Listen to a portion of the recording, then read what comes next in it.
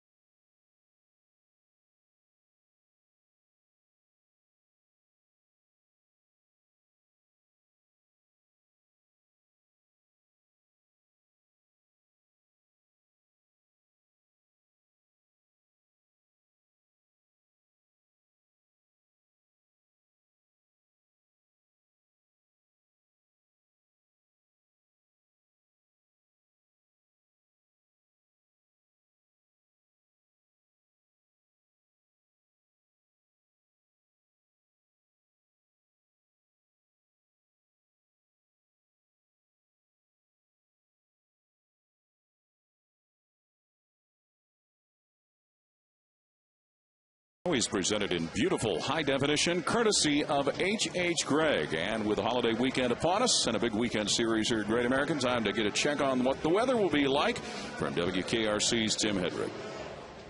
I see there's a new team in town to put a hurt on. There have been a few isolated thunderstorms across the area this afternoon. That's possible this evening. They will be isolated, and then mostly clear skies take over. 81 for first pitch, down to 75 by 11 o'clock. Have a good game. And we look forward to that, Tim. Wandy Rodriguez, Cowboy, will be on the mound for the Astros. Well, he was the Astros pitcher of the year last year, Paul, and he really threw the ball awfully well. And especially when he pitched against the Reds. The record doesn't show it. He was only 3-2, but he had a 1.50 earned run average in the 30 innings that he pitched over the 5 games started. The only one bad game that he had, he gave up 10 hits and 6 unearned runs. That's hard to do. Yeah, tell me about it. Sam LeCure makes his major league debut for the Reds tonight. We'll be right back.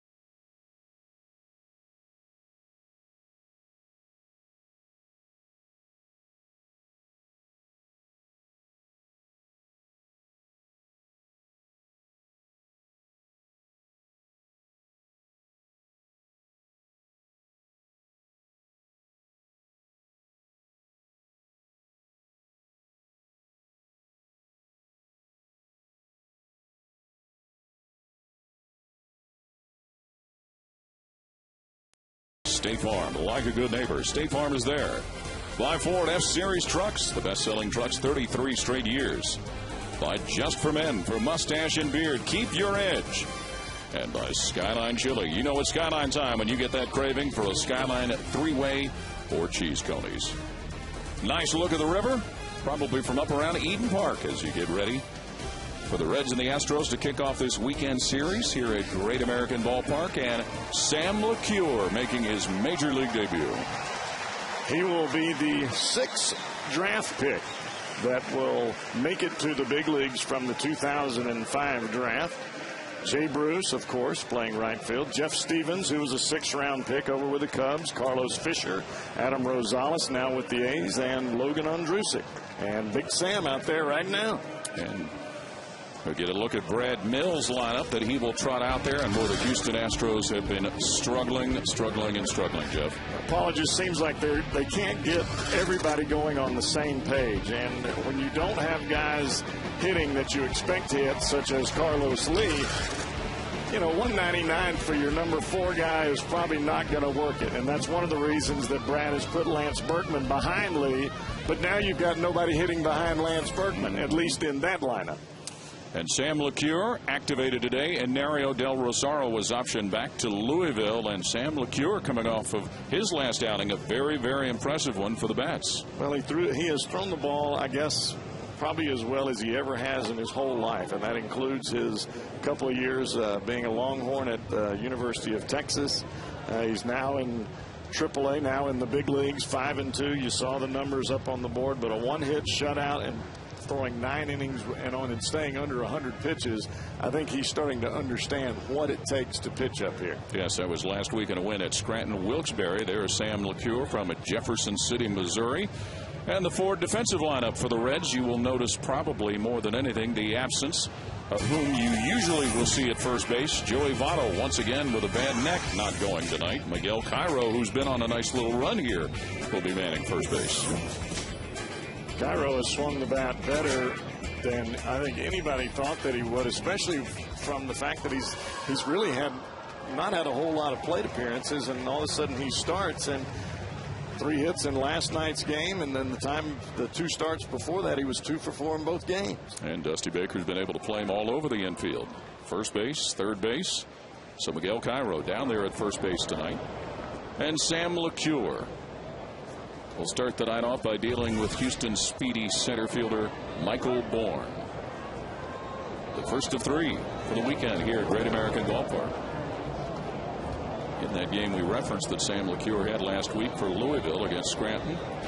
Went 9 innings, just a 1-hitter, a 5-0 win for the Bats. Struck out 5 and walked just 2.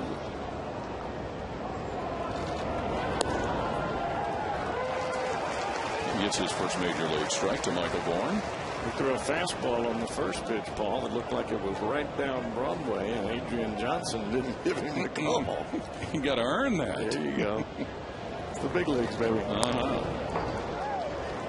Bourne yesterday in the finale for Houston and Milwaukee in a game that they lost for the collar. 0 for 4. You have to feel for Sam LeCure when you sit where I am right now. I can remember that first major league outing and your mouth drying up so much you couldn't even get any saliva. Who was it against? Atlanta Braves. Well, that's a nice start if you can get it to start like that. For the first out of the inning. Who was the first batter? Leadoff batter. First batter was Andres Thomas, and mine didn't turn out like this. Watch this ball run back to the heart of the plate. That's a 2-seam fastball, and you can see the 2 fingers there right on the pitch right before he lets it go. Nice, easy mechanics, nothing fancy, just basic and getting the ball to the plate. So Sam LeCure gets Bourne to look at strike 3, and former Red Jeff Keppinger will dig in. Sends this to center, but Stubbs with a line on it. 2 gone quickly. That should calm whatever nerves might have been there. And I think that's a big thing that he learned playing at the University of Texas and Augie Garrido. In order to play for that ball club and play for Augie Garrido, that type of coach, he really teaches you to be mentally tough, to be tougher than the other club and the opposition. And if you can't, then that's part of what you have to be able to do to play for his team. And that's why they win so much on a regular basis. So can that kind of help minimize a little bit of the adjustment? And I'm telling you, when you come and you're pitching at this level, there's so many things that are going through your mind. Your dreams have come true. You've worked your whole life to get to this point. And once you go between those lines, you got to forget about all that. And that's part of learning how to be mentally tough. Hunter Pence, the right fielder, the 2-out hitter, a 3-hit game yesterday. Hunter Pence in Milwaukee. There's been a lot of attention focused on how the Reds have shifted their batting order. Hunter Pence has been a guy that's been moved in some different spots by Brad Mills in the Houston order. When you're in last place, you're trying. Absolutely. This one hit where Bruce will give a big chase toward the wall and right, but it is gone. Hunter Pence has gone deep for the 8th time this year to get the Astros on the board. That's part of the issues with the scouting report that Sam will learn right away. Great pitches that are good in certain areas below the minor leagues, even though that pitch was down and away. It's not a great pitch to Hunter Pence. He likes that ball out over the plate. And that's exactly where he was able to put the bat on the ball. So after retiring the first two in pretty orderly fashion, Sam LeCure now in a one-run hole. And Carlos Lee. I like the arm action of Sam LeCure. I liked it when I saw him for the first time in the College World Series. It's the same as it was this spring training. It's nice and loose. He doesn't really have to herky-jerky the ball up there. How about the struggles of Carlos Lee?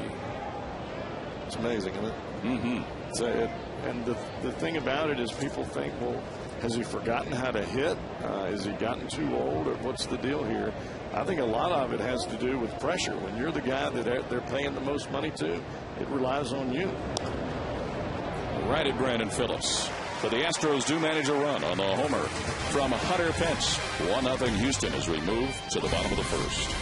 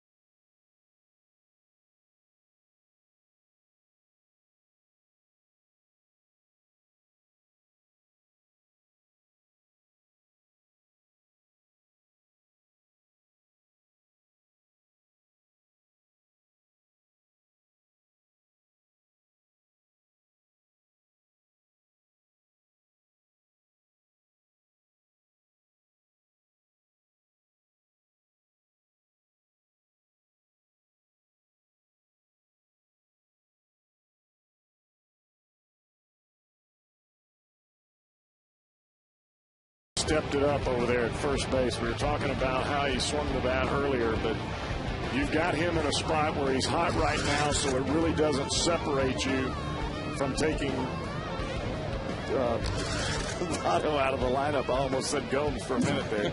And Stubbs hitting in the number 7 spot. I think he's found himself a home. It certainly seems that way. Wandy Rodriguez. It has not been a good 2010 so far for the Houston left-hander. They don't score a whole lot of runs, and it really doesn't matter how well you pitch if you don't get much support. On the ground where it is fielded by Tommy Manziel in the first out. Secured. Here's a look at the Astros defense as they begin this series playing behind Wandy Rodriguez. Certainly a lot of familiar names from over the last few years of these two Central Division opponents going against one another. Well, there's one that's awfully familiar, and that's Jeff Keppinger, who was traded to the Astros for Drew Sutton, who is now with the Reds, and Keppinger playing pretty much every day at second base with Kaz Matsui getting released. Yeah, he's been playing pretty well. Now Miguel Cairo, who you talked about, Jeff, is starting at first base. Third consecutive game that he's been called on, with Joey Votto not able to go because of that stiff neck. Miguel earlier this week with his first home run in a Reds uniform. And Paul, if you're Dusty Baker and you think that there's any kind of anything at all with that guy right there, Joey Votto, even if it's a little bit of extra issue with his neck, you got a right-handed hitter who's been swinging the bat well. He's played good first base. Why not give him the extra day? Mm-hmm. And I think that if there's any question at all, you give him the extra day. We're in May. Joey Votto went into Thursday leading the National League with 31 hits in the month of May.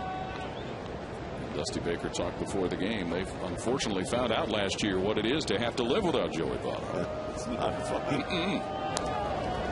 But Miguel Cairo hanging in there.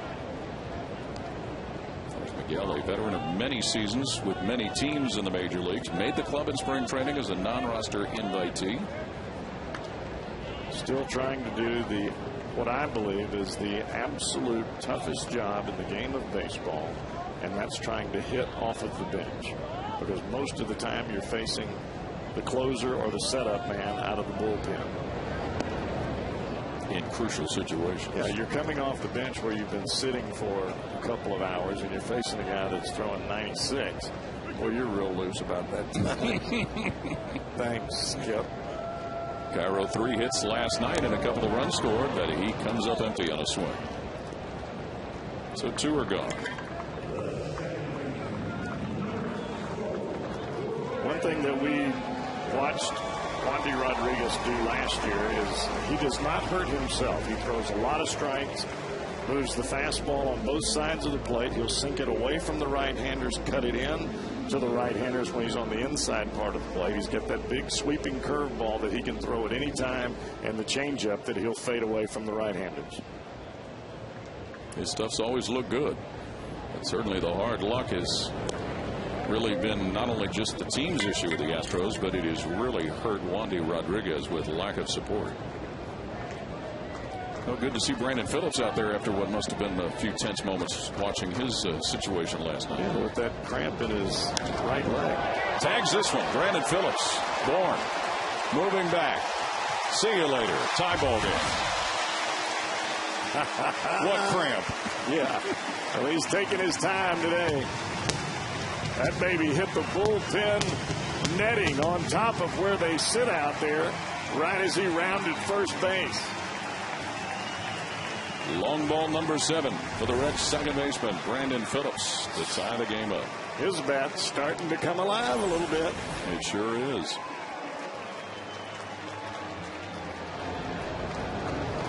Paul, we've seen this time and time again from the Reds, where the opponent will score a run instead of the Reds coming out and just going up, 3 down. They end up coming back and at least putting up a fight against the opponent and being able to come back and put numbers on the board. That's got to be a good feeling for Sam McCure in that dugout. Well, that dinger by Phillips, now 17 consecutive games in which the Reds have hit a home run, the longest streak in the major leagues.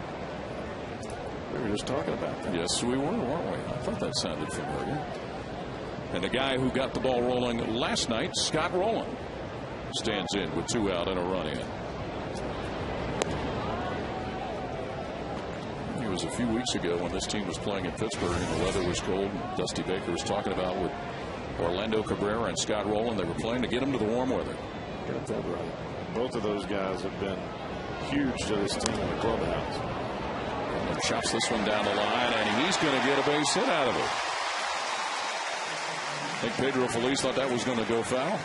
Anything on the grass in this ballpark will stay exactly where it is. If it's on the dirt, it will roll foul. And you can see how close that is there. But that ball started on the grass and it never moved. So Scott Rowland on at first base with the Reds having tied the game on Brandon Phillips' homer. That followed the long ball by Hunter Pence in the top of the first. Johnny Gomes. If you check the stats and you look at them real close, you'll notice that the Reds do a whole lot of damage with 2 outs. Yes, they do. And Johnny Gomes has been a guy that's been a big part of that, and having a pretty good month of May himself.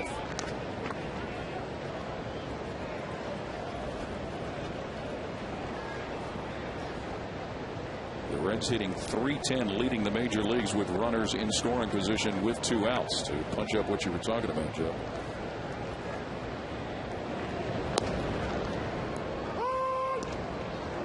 Rodriguez snatched that ball back from the catcher Quintero. I think he felt like he made a pretty good pitch on Rowland, and it got spoiled down the line. Count 1-1 on Gomes. Johnny last night, while playing in left field, a couple of base hits and a run driven in. The difference between Johnny Gomes now and the Johnny Gomes that we've seen in the past is the fact that with 2 strikes, he's become a better hitter. He's still going to strike out, but the fact still remains that he's a better hitter now with 2 strikes than he's ever been. takes one inside to even that count at 2-2.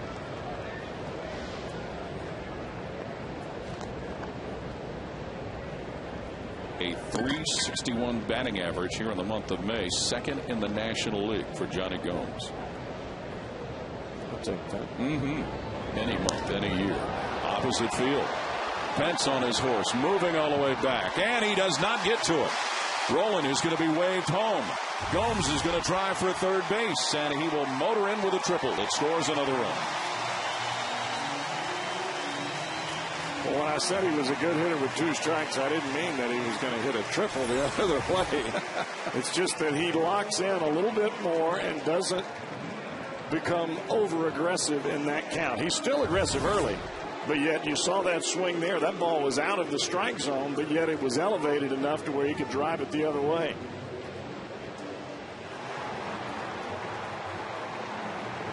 And he doesn't make the mistake to keep looking out in right field. He picks up the third base coach, Mark Barry, and motors on. He is hustle with a capital H. For the second time he's delivered with a triple in the season, as you see, and Jay Bruce, the 2-out hitter, with 2 in.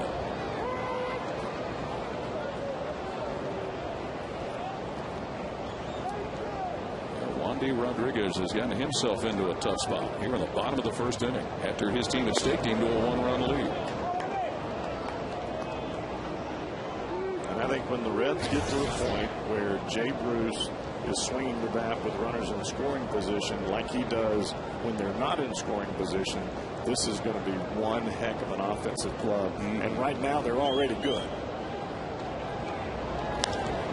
And Bruce sends this the other way. Carlos Lee manages to flag it down, but the Reds deliver with a couple of runs. The first coming on a home run from Brandon Phillips. 2-1. Red Legs with the lead.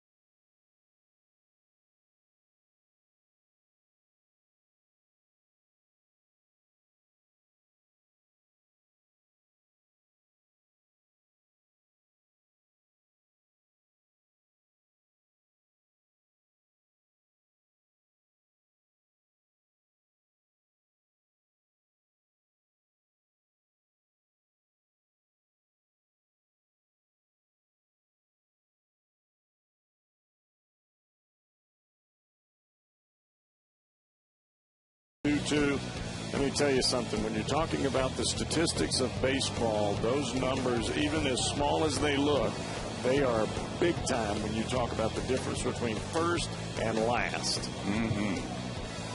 Our Elk and Elk storylines. Dusty Baker's team with 2 in the bottom of the first to take a 2-1 lead over Houston after Hunter Pence had homered in the top of the first for the Astros. Second inning of work for Sam LeCure, and he's working against a guy that loves to hit at Great American Ballpark. He loves to hit against the Reds, period.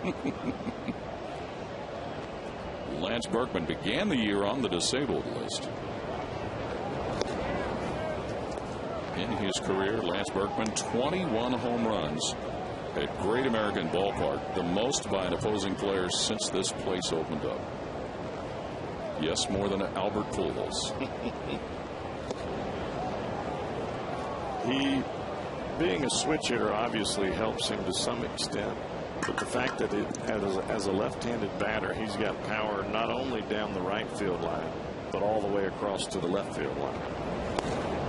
Even down there in Houston, he's been able to take advantage of blasting it over left field. It's really amazing that he has the patience to be able to let the ball get deep in the strike zone and drive it the other way, but yet he's also aggressive enough to catch one out in front and pull it out of the ballpark. LeCure got a much-needed strike. Speaking of patience, Cowboy yesterday, Berkman got his 1,000th career walk. It's amazing. The 17th switch hitter to reach that level in a career.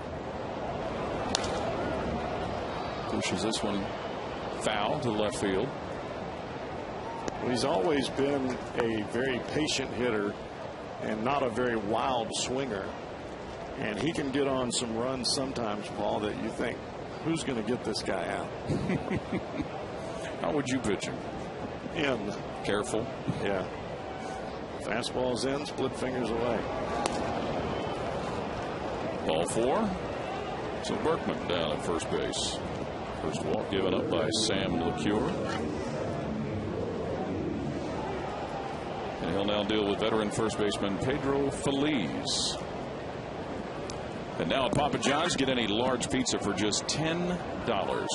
Try one of our large signature specialty pizzas or create your own with all the toppings you want for just $10, or click papajohns.com. We will remind you of that again in a moment.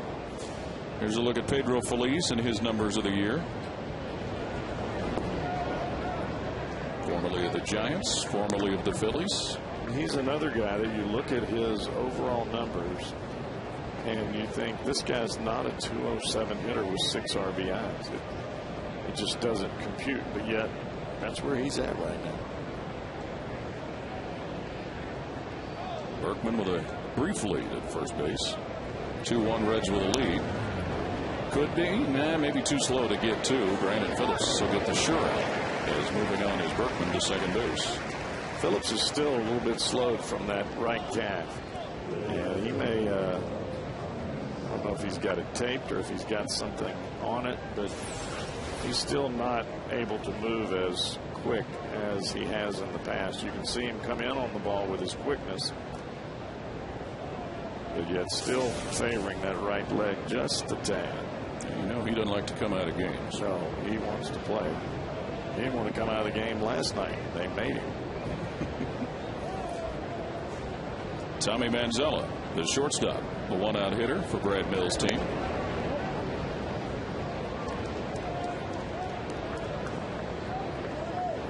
Manzella, just a little over 207, his batting average. Young man who played collegiately at Tulane University. Berkman with a walk. Moves on to second base after the ground out. Taking strike. It's one thing, Paul, to start out the season and have a tough month of April, or start out the season hot and have a tough month of May. But when you have 2 tough months, that makes for a long way back. And the Astros have really struggled on the road, which is never an easy place even for good teams. Well, that helps the Reds, and because of the fact that they have played so well here in this ballpark. Brad Mills, his first year as manager, has been the bench coach with Terry Francona up at Boston.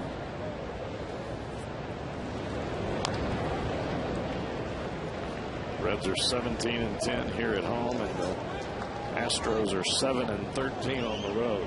That doesn't bode too well. Tommy Manzella wore the collar yesterday, which snapped a 3-game hitting streak. He was 0 for 4 in Milwaukee and had hit 500 during that streak. You were talking about Brad Mills. He was the bench coach for Philadelphia when I played for Francona. Is it so? Chopped in front of the mound, LeCure gets the out, and Berkman stationary at second. How about the fundamentals there by the youngster LeCure? You don't go to the glove because you've got a shortstop running. You know he's fast. You barehand the ball, pick it up with your fingers underneath the baseball, and immediately step and throw. No time for the crow hop here Watch the right hand go right underneath the baseball, step, and a bullet to first base. So that's the second out of the inning. And Humberto Quintero, the catcher. And the number 8 hitter is who Sam LeCure will have to work with. You're talking about Brad Mills. I know he and the Creeper were teammates with Montreal. I did not know that. Yeah. Chris was talking about that back down in spring training. Brad's son is in the Indians organization. I did know that. Brad took over last year. Cecil Cooper was dismissed during the season. Dave Clark, who is back in the normal third base coaching box for the Astros, finished the year as the interim manager. Bobby Meacham, the first base coach, a shortstop with the Yankees during his playing career. There's Dave Clark. It's 2 pretty good pitches by Sam LeCure right there. A breaking ball right on the outside corner. Then he starts that fastball off the plate and runs it back to the corner. He's in an advantageous position here against Quintero, the catcher. Berkman out at second base. Sam LeCure down in Arizona at spring training didn't really do anything to get anybody's attention one way or the other. And that's really his personality. I mean, he's the youngest of 8 kids. Comes from a big family. He's not one to, just say, hey, look at me. He just goes about his business and does it in a very gentlemanlike way. But the fact still remains, he gets it done. That's the bottom line at the end of the day. And he had to get it done to get about 30 tickets for people to be here tonight. So we were told. When you're the youngest of 8, I bet there's a lot of family here. And a lot of friends you didn't know that you had. Exactly. I do remember those days. 1-2 the count. Jerry who? You know him. Yeah. He sat next to you in grade school. He was a guy that sat behind me and threw gum in my hair.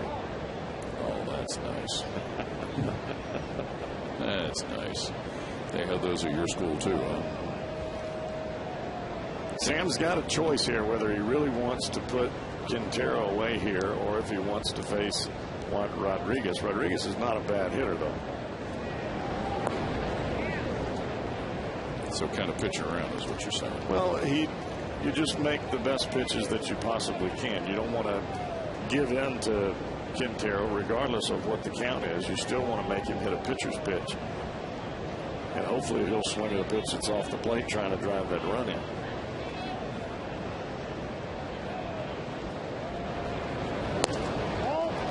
Ooh. And you can tell by the crowd reaction.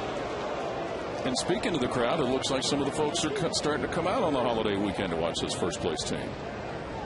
Oh, you're right. I didn't even. It is awfully crowded tonight. Yeah, folks getting settled in. Memorial Day weekend. First place team, a half game lead now with St. Louis winning today in Chicago. Payoff pitch. Ball 4.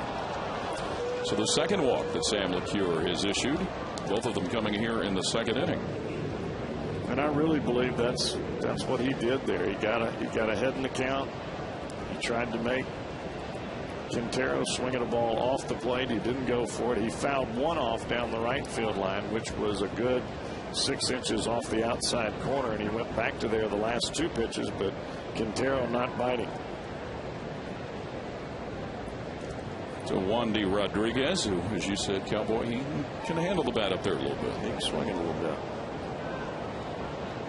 2 out and 2 on, with the Reds with a 2-1 lead. Bounces this one where Phillips has to wade through the base runner, but gets it to retire the inning. 2-1, Reds with a lead after an inning and a half here at Great American.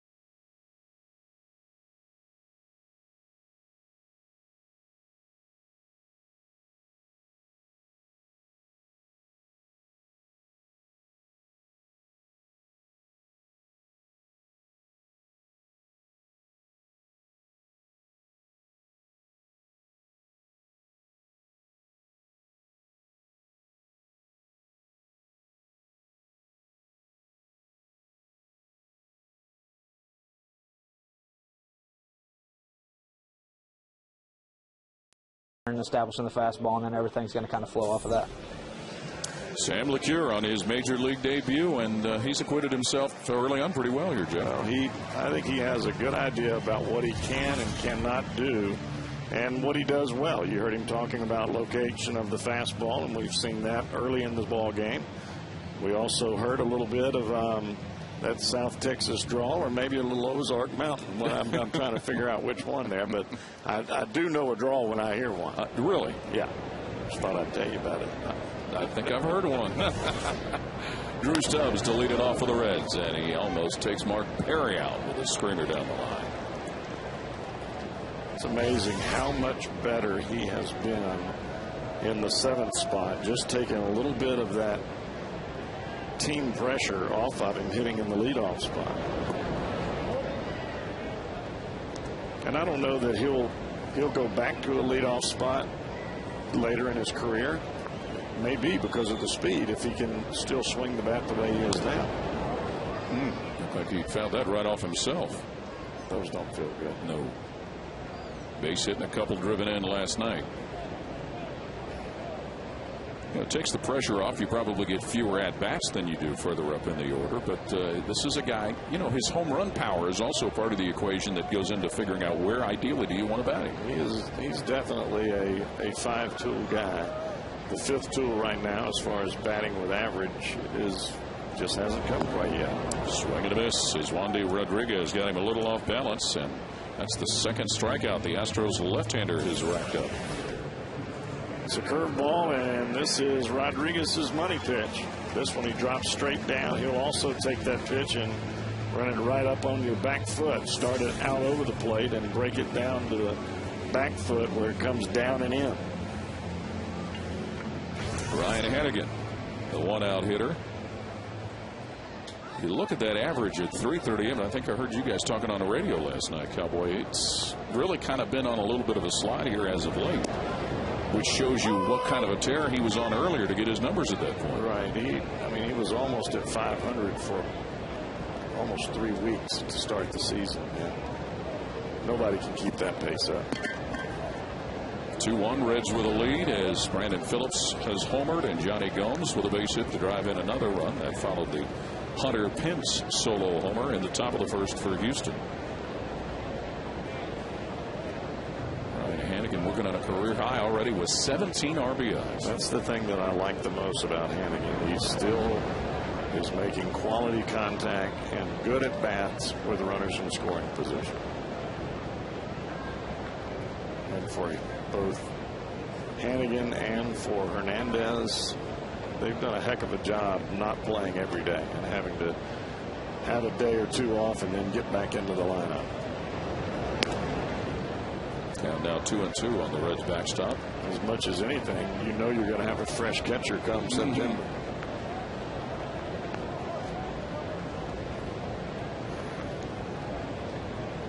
3-1. Forgive me, is the count. Ryan Hannigan. Walk. That is the first walk given up by Wandy Rodriguez on the evening. This week on Fox Saturday Baseball, Albert Pujols and the Cardinals take on Alfonso Soriano and the Cubs in a showdown between bitter NL Central rivals. Fox Saturday Baseball, presented by Budweiser, returns this week at 4 p.m. Cardinals beat the Cubs today at Wrigley. Cubs still trying to get some of their hitting going. Oh, boy, aren't they? What about looking up and seeing that Zambrano was pitching today when he was supposedly in the hospital? Amazing. Big Z. Never a dull moment, is there? So Sam LeCure immediately put into a situation to need to drop down a bunt, if possible. Hannigan on at first. Gets it down. Sam LeCure. Quintero gets the throw off, and they get the out. It has been an awfully difficult job for any of the pitchers to move along the catchers, and you can see this bunt here. It comes right back out in front of home plate. Quintero does a great job to follow the baseball, but this is not normally a bad bunt. But because of the fact that you have a catcher running, you don't have one of your normal speed guys out there. And both of the catchers, both Hernandez and Hannigan, they're just not gifted with the ability to run. And how about Manzella hanging in there on the slide? The shortstop. So a 2-out Orlando Cabrera with LeCure on at first base. If they're going to tag you out, you got to make them pay.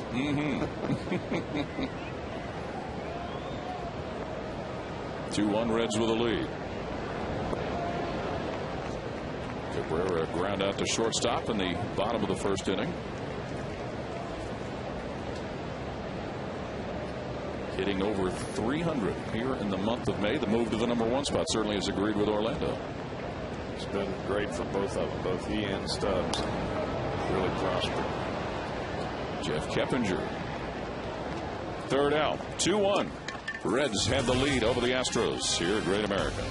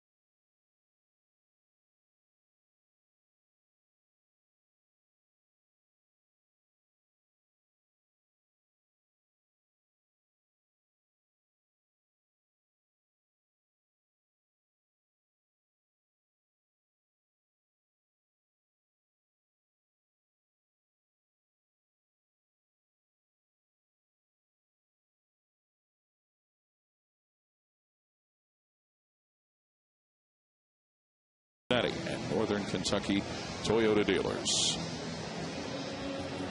The Rusty Griswolds performing tonight here at Great American Ballpark.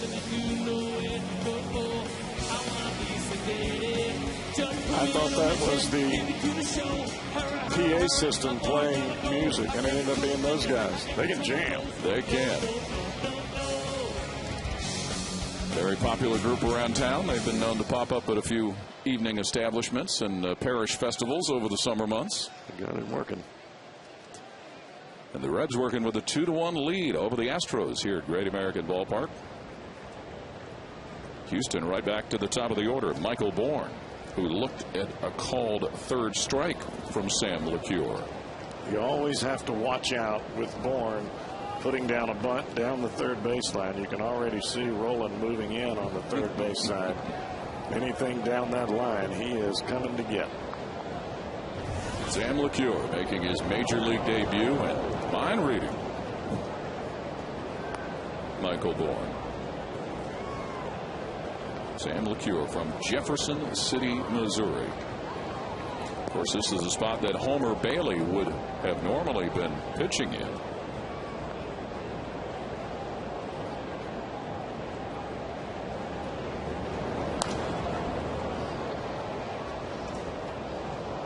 Michael Bourne has hit safely in 9 of his last 10 games, but has really done an outstanding job in center field, leading the majors with 7 assists from the outfield. Speed to burn. Speed to burn. That's what you want there at the top of the order. Speed to Bourne. There it is. And that one is going to land in left field for a base hit. Michael Bourne. So the Astros get another runner on. Time for Radio Shack's What Do You Know? 7 players from the Reds 2005 draft have made it to the major leagues. Cowboy, you were talking about this earlier. Jay Bruce, Sam LeCure, Jeff Stevens, who's with the Cubs, Carlos Fisher, Adam Rosales over in Oakland now, Logan Ondrusik this year, and John Axford, who's now with the Brewers. Axford just called up. He was actually closing for the Brewers the other day in the midst of Trevor Hoffman having some tough issues. Yes, he has had some tough issues. Definitely didn't look the same here. No, he did in this series they just finished with Houston this week. I know they had him in a setup role where he came in a close game and was able to hold up his end of the deal for a while. Certainly Trevor Hoffman has been money in the bank for most of his career. Kid came up through the Reds organization. Well, Michael Bourne getting a lot of attention over at first base, as he should, with 16 steals. Has been caught 5 times. And this is where Sam LeCure needs to get the ball to home plate and at least a decent time. A big leg kick, you're just giving Bourne second base. Reds with a 2-1 lead here in the top of the 3rd inning. Jeff Keppinger, the former Red. Loved watching Jeff play when he was here in Cincinnati. There was a third, short second, even used him in the outfield at times. The greatest thing that he could do is what he's doing right now, and that's handle that bat.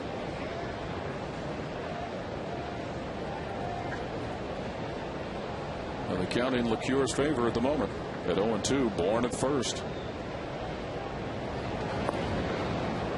Nice stop there by Ryan Hannigan.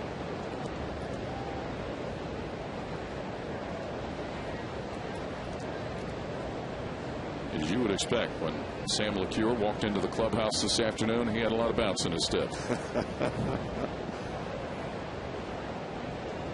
Everybody handles it differently. You know, there's some guys that are ultra nervous. Some guys go out there and they try too hard, swing too hard, try to throw too hard. And there are other guys that it's just another game. Bourne taking off. Keppinger grounds that through the hole where Cabrera had vacated. Bourne hits third and will be held by Dave Clark. And I can guarantee you that Keppinger knew ahead of time who was going to be covering second base, and sure enough, instead of trying to hit it to the right side as you would normally do in a hit and run situation, he pulls it right through the hole. A normal ground ball, easy double play turns into a nightmare now for LeCure. To the guy who's done the damage for the Astros with a stick, Hunter Pence right back up at the plate. A 2-out home run to right center field in the first inning, his 8th long one of the year. So a genuine threat cooking for the Astros here in the top of the 3rd. Keppinger at first, Bourne at 3rd, and Pence gets Goodwood on this one. Stubbs on a bounce will field it. Run will come in the person of Michael Bourne. The quick throw keeps runners at first and second, but the Astros on that base hit by Hunter Pence have tied the game. Looked like another pitch out over the plate, and Bourne is right there with it.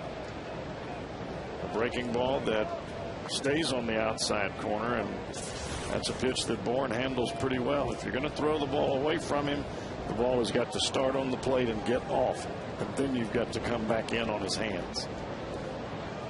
So it's an even ball game again at 2-2. And Carlos Lee, with a couple still out there. And nobody is yet to be retired. LeCure will field that soft grounder and get the first out. The runners move up a spot. That tells you the struggles of Carlos Lee this year. He was swinging at the first pitch no matter what it was right there. I think he was guessing fastball and cuts it loose, and he gets a breaking ball and hits it right off the end of the bat. I'm not so sure I wouldn't walk Lance Berkman right here. Which is what happened to him in his first at bat. And that's exactly what the Reds will do. Load the bases, set up a force for Pedro Feliz. Well, it only makes sense here with the situation that you have with Feliz not swinging the bat very well at all. And Berkman, even though Berkman's hitting .235, he might as well be hitting .500 against this club. In this park. Exactly. Well, the inning started with 3 consecutive singles. Michael Bourne, Jeff Keppinger, and Hunter Pence to get the Astros the one tally they've scratched across here in the 3rd. So down to first base goes Lance Berkman, and Pedro Feliz, who grounded out to Brandon Phillips, is presented with this opportunity, and Sam LeCure presented with a big challenge.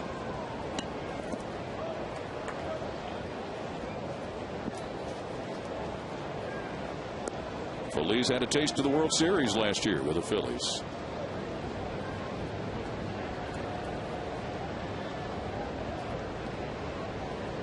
Hunter Pence at first has the RBI that has occurred. He's at second base.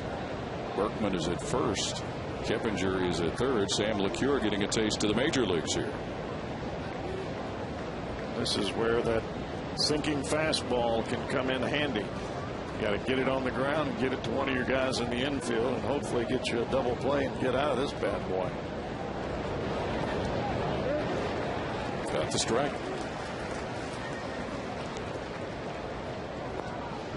Feliz hitting .171 here in the month of May, but in his career hits .268 in May, which is the highest month in his career over all his time with the Phillies and the Giants.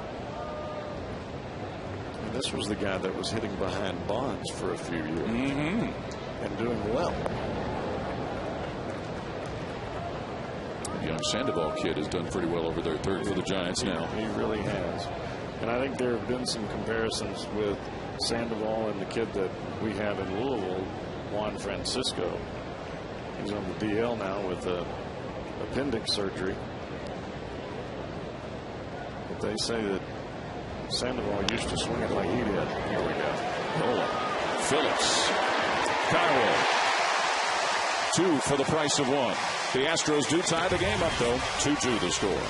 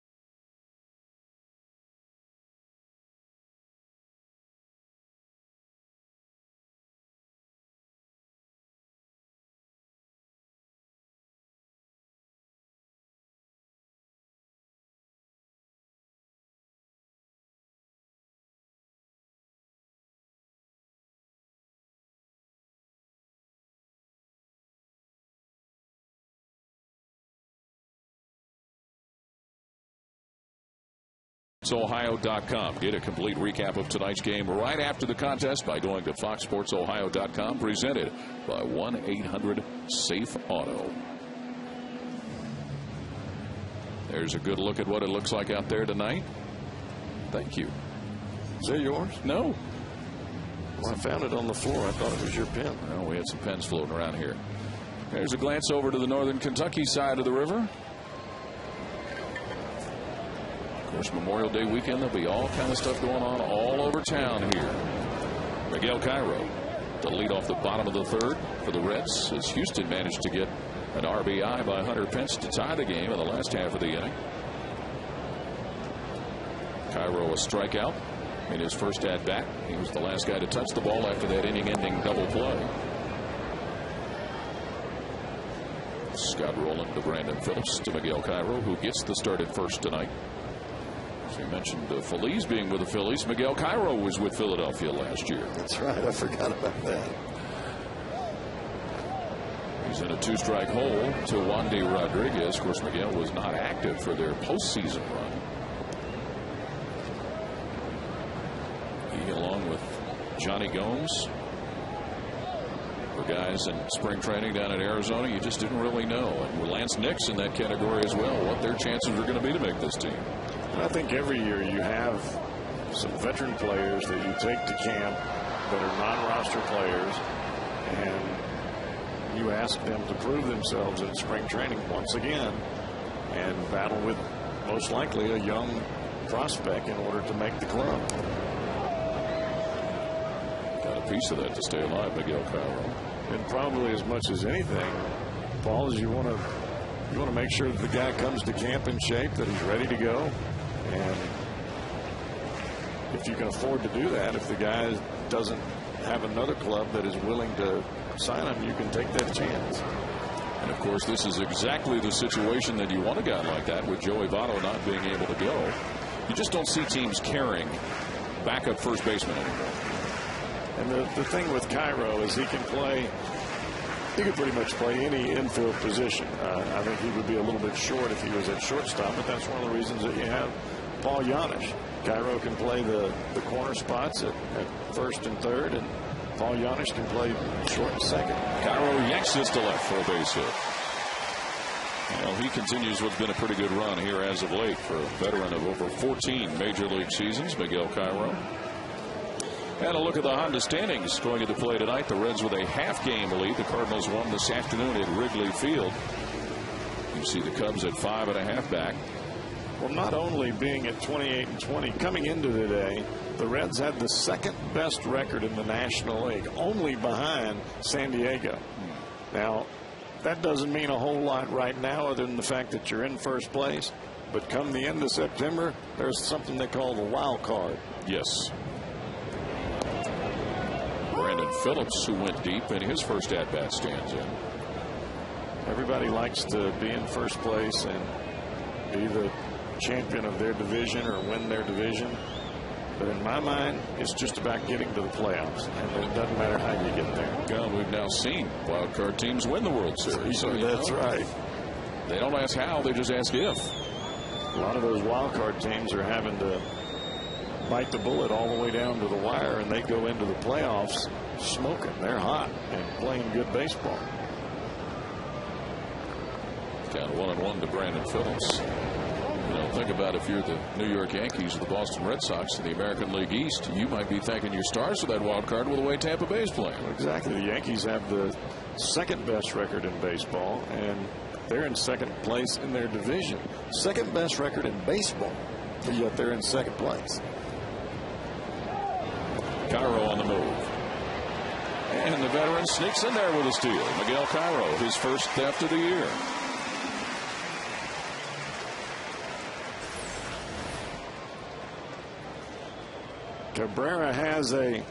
Cairo has a walking lead there. And personally, I thought that Rodriguez was going to throw over, and I don't think he thought he was going. He picked the knee up and just came onto the plate. I was wondering about that. He just maybe forgot about him over there. Big rip by Brandon Phillips. Well, Phillips in that situation, even though he had 2 strikes, that's the spot where you're really trying to hit the ball to the right side after the steal of second base. And I think Brandon just didn't realize that that's where he was trying to go, or what he was supposed to do, because in the beginning of the at bat You're just trying to get a base hit. Well, that at bat changes with the guy at second base. You got to hit the ball the right side. Rodriguez has now fanned 3 Reds batters on the night. Scott Rowland, an infield base hit in his first trip to the plate.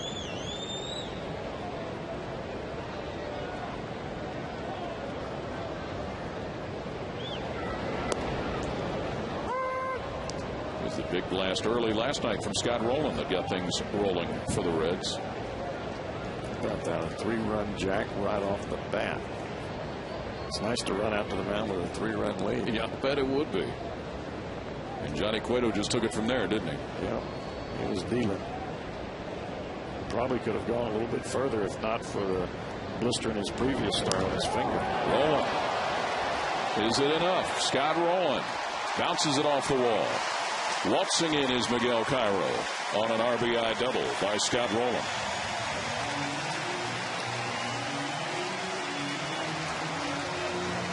Well, now it doesn't matter whether Brandon Phillips got the runner over or not. But if that ball is caught in left center field by the speedy Bourne, that's when it really matters. But you bounce it off the wall as far as he did, you could probably score from first.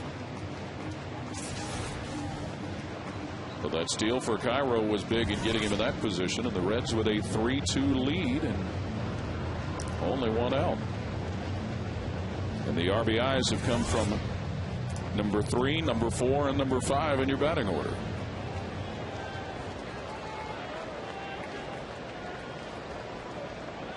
Johnny Gomes, who got the 2nd RBI of the night with a triple, stands in.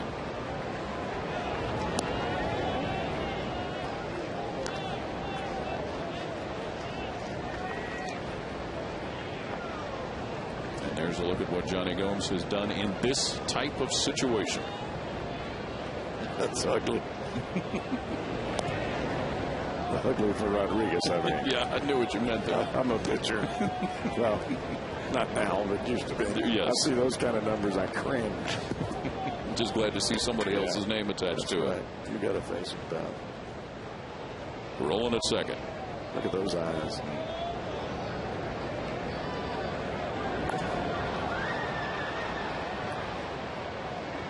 Johnny Gomes' eyes are that way pretty much about an hour and a half before the game starts. Cross the line and it's game on. Average of 361 in the month of May to start the night. 2nd in the National League behind Christian Guzman.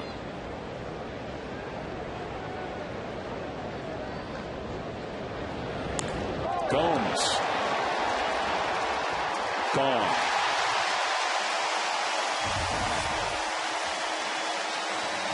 The eyes have it.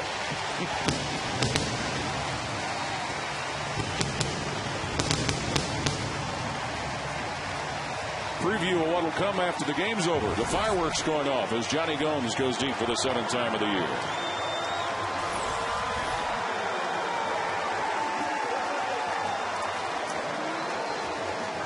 It just shows you what kind of player Johnny Gomes has turned into here in 2010. A triple to right field with 2 strikes. And now with a runner in scoring position, he just lifts one right out of here. That was a bullet, too. Yes, it was. 5-2, Reds with a lead. And with 1 out, still an opportunity for more damage to be done with Jay Bruce standing in. Miguel Cairo with that steal earlier in the inning, his first since September 12th of 2008.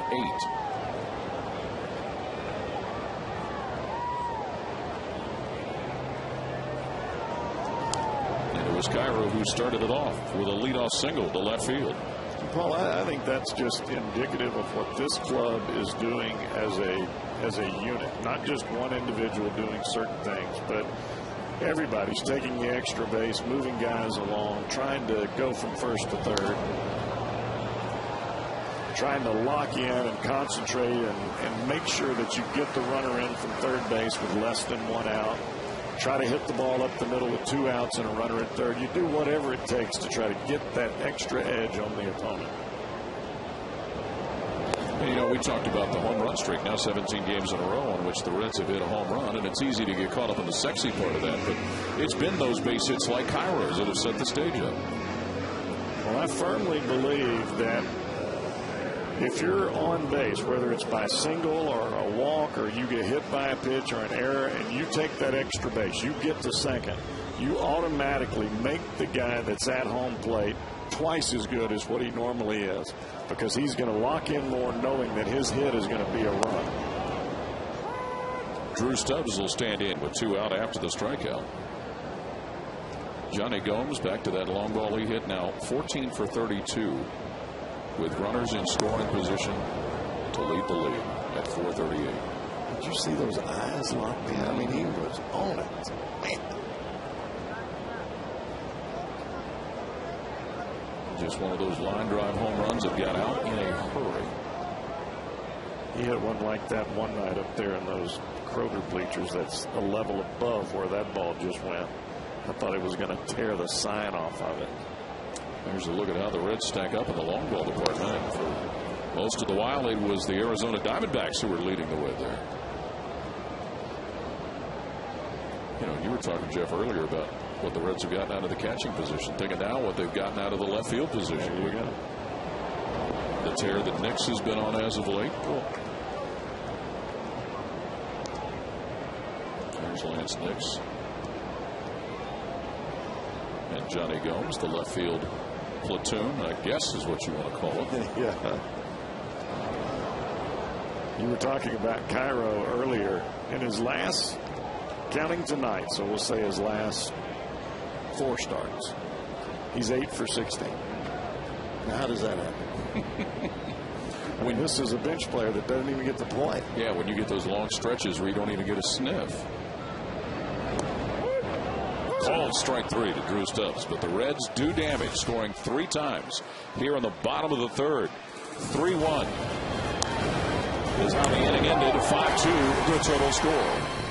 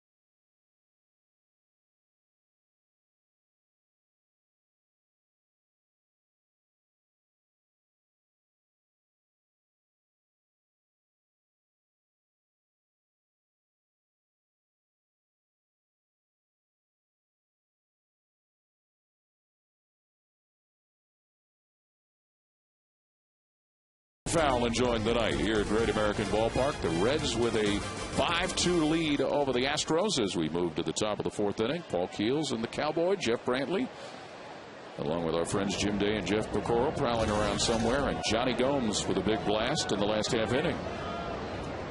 He's had a couple of big blasts here early. A triple one way, a home run the other. His 7th homer of the year, Johnny Gomes, a 2-run shot. Brandon Phillips also with a home run for the Reds in this game.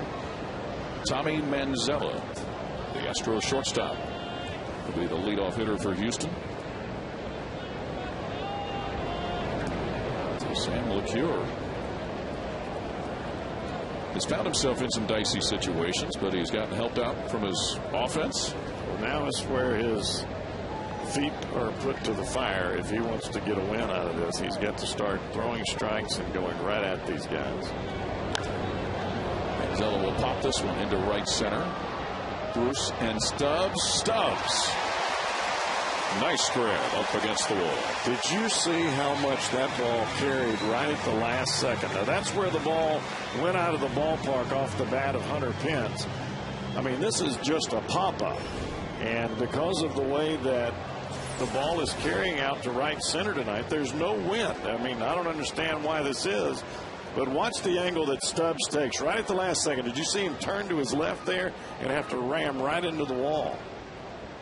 I mean, just a quick left turn, and I mean, turns into a great play. And it almost looked like that ball that Pence tried to play in right field. Exactly. And had to get off the wall. It was a little of the closing speed there by Drew Stubbs. Maybe there's some ball magnets out there in that river. Who knows? Well, we've heard all about when the humidity gets up, the heat goes up, how the ball will carry here. There you go. And it was a little starchy earlier in the day here. Well, here's the swing. Watch Stubbs right at this moment. See him take that turn right there, just to the left, and it runs him right into the base of the wall. Quintero, the catcher, off the glove of Cairo and by Phillips. So Humberto Quintero will reach base. That is a base hit for Quintero, the catcher. Time now for our AT&T trivia question. Which former Astro holds the franchise season record for 4-hit games with 6? Man.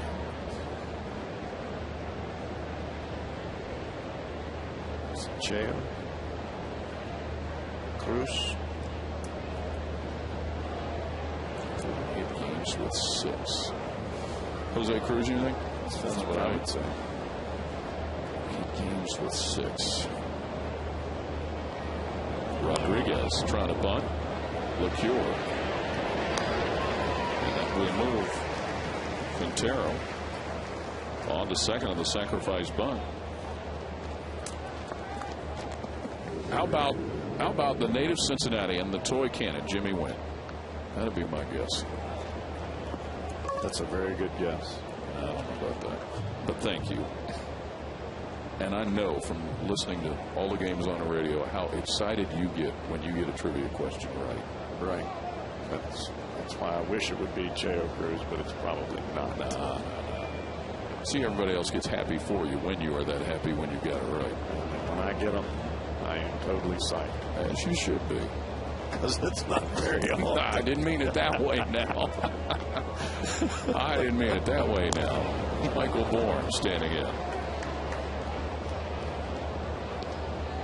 Of course, Cesar Cedeno could possibly be a decent guess. Guys like Biggio and Bagwell, the way they slapped it around for a while.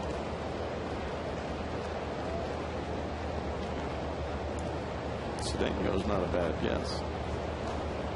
Think about him.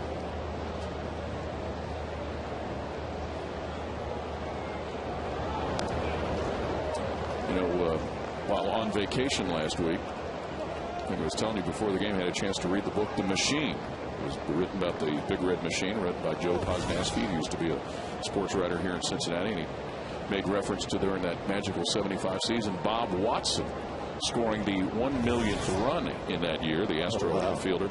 But Dave Concepcion earlier that same night, they thought Davey had scored it in a game going on at the same time. There was a little bit of a lag in the communication being relayed through the commissioner's office, and then they found out it was Bob Watson. I don't know if Bob was a 4-hit guy, but down to the seconds. Yes.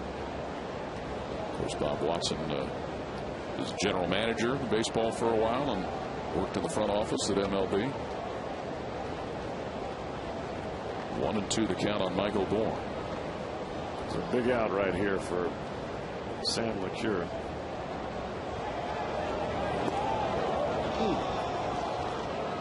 Tried to start that underneath the hands of Bourne and run it back over the inside corner, and he started it just a little bit too far inside. Watch where he starts this. He starts it at the hip instead of at the glove. Count even at 2-2. Humberto Quintero at second base. Nice night rolling along for Sam LeCure here in Cincinnati. 5-2. Reds with the lead over the Astros.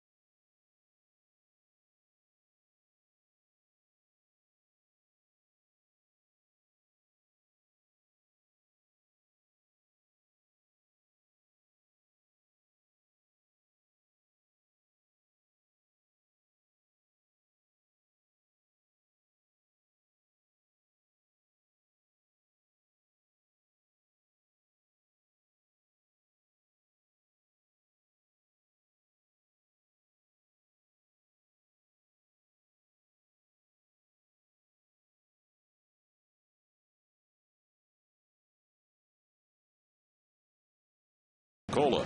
Great seats are available for the Reds-Astros matchup Sunday. Call 513-381-REDS or visit reds.com/family. Skateboard deck. Is that what they call those babies now? That is the part of the skateboard without the wheels.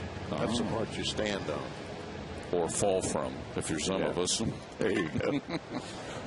5-2, Reds with a lead over the Astros. As we move to the bottom of the fourth inning, Wandy Rodriguez has struck out 5 Reds batters, but he's yielded some big extra base hits, namely a 2-run homer to Johnny Gomes, a solo homer to Brandon Phillips, an RBI base hits from Scott Rowland, and Gomes previous to his home run. He's only walked 1 batter, and it didn't hurt him at all. Ryan Hannigan leading the inning off. He received the only walk that Rodriguez issued on the night. Sam LeCure, the pitcher, is on deck. Left-hander Wandy Rodriguez from the Dominican Republic. We're talking about pitching, trying to get people to come Sunday, as well as hopefully tomorrow night. But Jeff, we were noticing a nice walk-up crowd here tonight. This is what you play for, and you come to the ballpark and you put on the uniform. You get this many people in the house. It just makes you want to give everything you got when you step out there. First place team. And I think the Reds, the players that are on this ball club are starting to respond in a more positive manner when you have a big crowd like this. They relish the moment versus how it was in years before, where they got nervous when there were a lot of people here. They were afraid they were going to do bad. Playing with a lot more confidence this day and age. Let's hope it continues. Let's hope. This will be a big fireworks display tonight after the game. These two teams at it tomorrow night here at Great American and Sunday afternoon. We hope you'll join us here on Fox Sports Ohio. Payoff pitch. Hannigan. Manzella. And Ryan Hannigan legs it out for an infield base hit.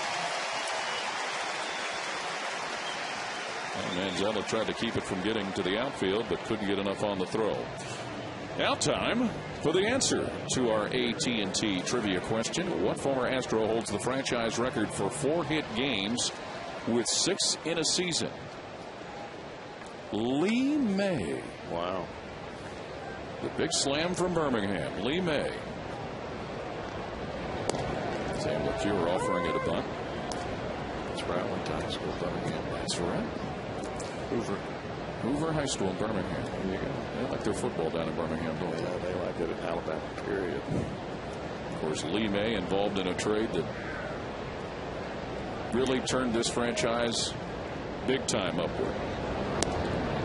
LeCure takes away. That was after the 1971 season when Lee May, Tommy Helms, and Jimmy Stewart were traded to the Astros for Joe Morgan, Dennis Menke, Jack Billingham, Cesar Geronimo, and Ed Armbruster. Oh, wow.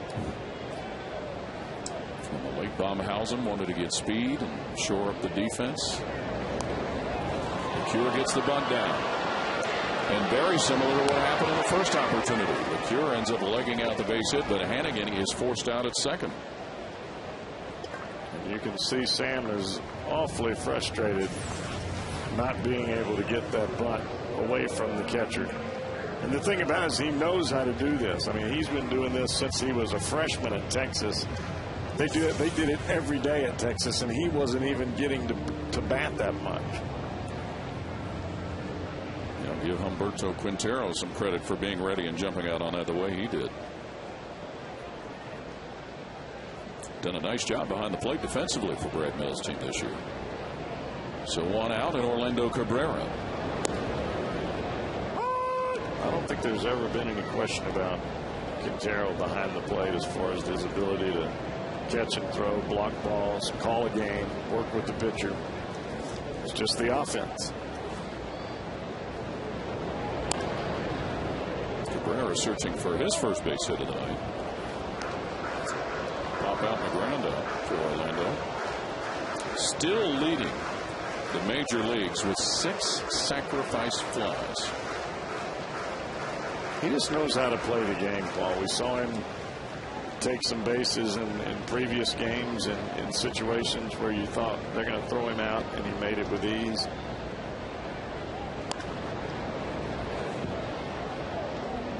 He's made that adjustment there awfully easy, hitting in the #1 spot. Some indications that Ryan Hannigan may have injured that left arm sliding into the bag there on that fielder's choice. Paul Lessard giving him the once over down in the dugout. I'll tell you this, it's going to take a lot for him to lead the game. Agreed. It's not too much unless it requires a tourniquet.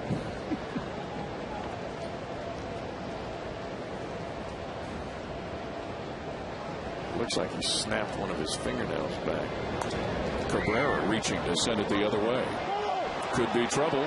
It is for Houston. It's successful for the Reds as Orlando Cabrera lines it just inside the foul line at shallow right.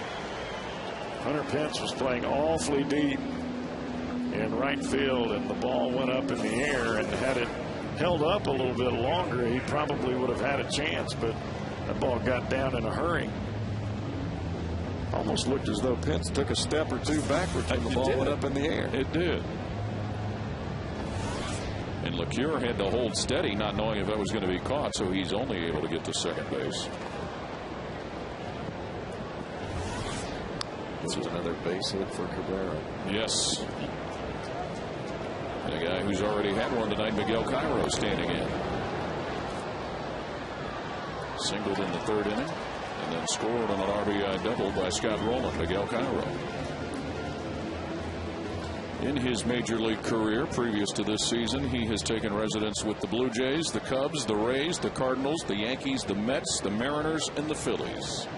Maybe you should have said the teams that he didn't play. I kind of thought that once it started on the list. Houston with some work ongoing in their bullpen. Gustavo Chacin. So look at how Miguel Cairo got his major league career started, and he has played all over the field defensively. Starting tonight at 3rd base. Previous to this year, he played 127 games at first, over 720 games at second, 123 at third, 54 at short, over 50 in left, and 13 in right. That was those numbers before the season started. And I think that just shows you his unique ability to be the ultimate utility player. Heck, he could probably catch if you had to.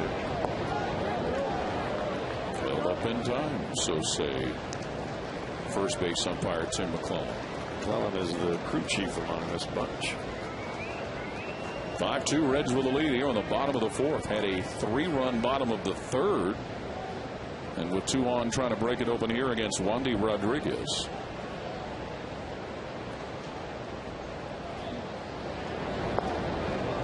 Ball 4. They've got a chance right now to put a whole lot of icing on the back of this cake.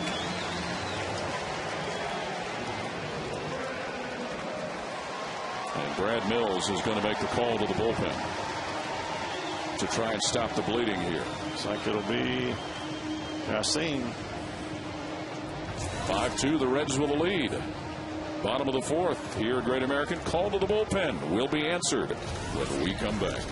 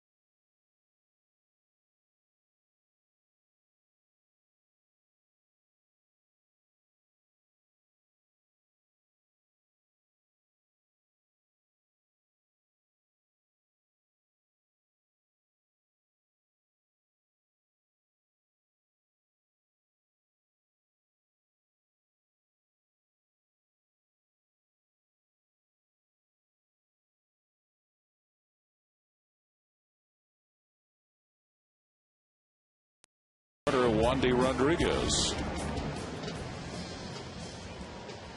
HOU AT CIN has normally been a starter throughout his career, but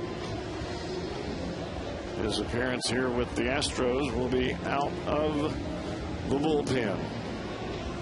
Just joined the team today after being called up from their AAA Red Rock team. Of course, the Astros had to make a move with Bud Norris put on the 15-day disabled list with bursitis and bicep tendonitis. He was scheduled to start the game tomorrow night for the Astros. Instead, Houston is going to have Brian Moeller, who had pitched previously for a while with the Reds, will make the start. And Wandy Rodriguez leaves. He had fanned 5 Reds batters, walked just 2, but touched up with a long ball.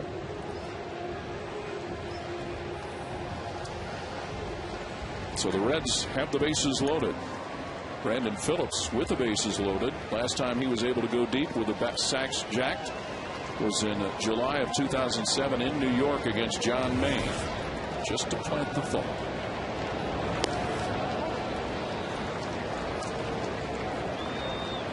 Brandon Phillips a homer and a strikeout during the course of the night tonight. As you see, 3 career grand slams for the Reds second baseman. Well, it used to be where you could bring in a left-hander. Actually, you could just warm up a left-hander and the Reds would fold. Now, doesn't happen. Reds had such a difficult time for many years. Left-handed starter, left-handed guy out of the bullpen. Just couldn't hit him. Couldn't beat him. Now, it's a whole different scenario. You had a heavily left-handed oriented batting order for a while there, too. Count 1-1 on Brandon Phillips. Gustavo Chassin tried to nibble at the inside corner. Chassin from Maracaibo, Venezuela. Signed as a 17-year-old undrafted free agent.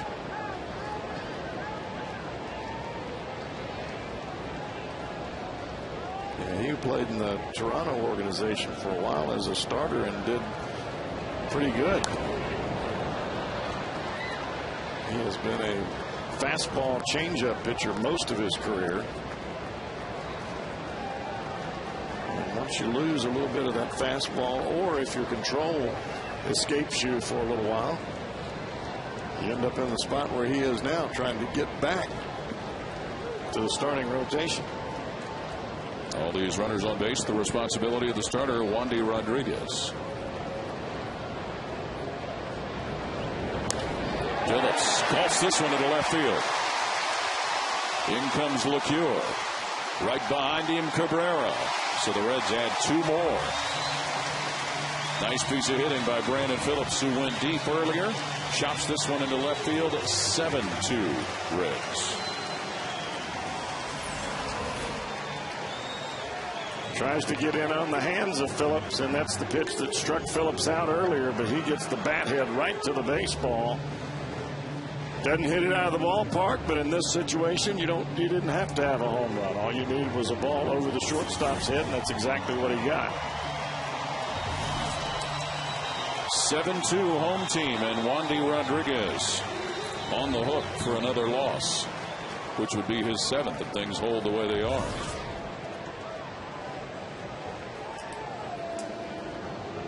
And now they're checking Quintero with the way that he had to go for the baseball and then the slide at home plate. It looked like he fell across the runner, and I don't know if he fell on his shoulder or on his hand or what it was,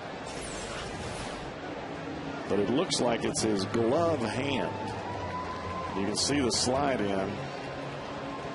I'm not sure what it was. Maybe he turned his ankle as he was trying to avoid. That's what it was.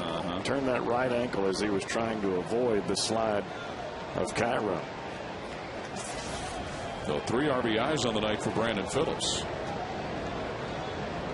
And Scott Rowland will stand in with 2 on still.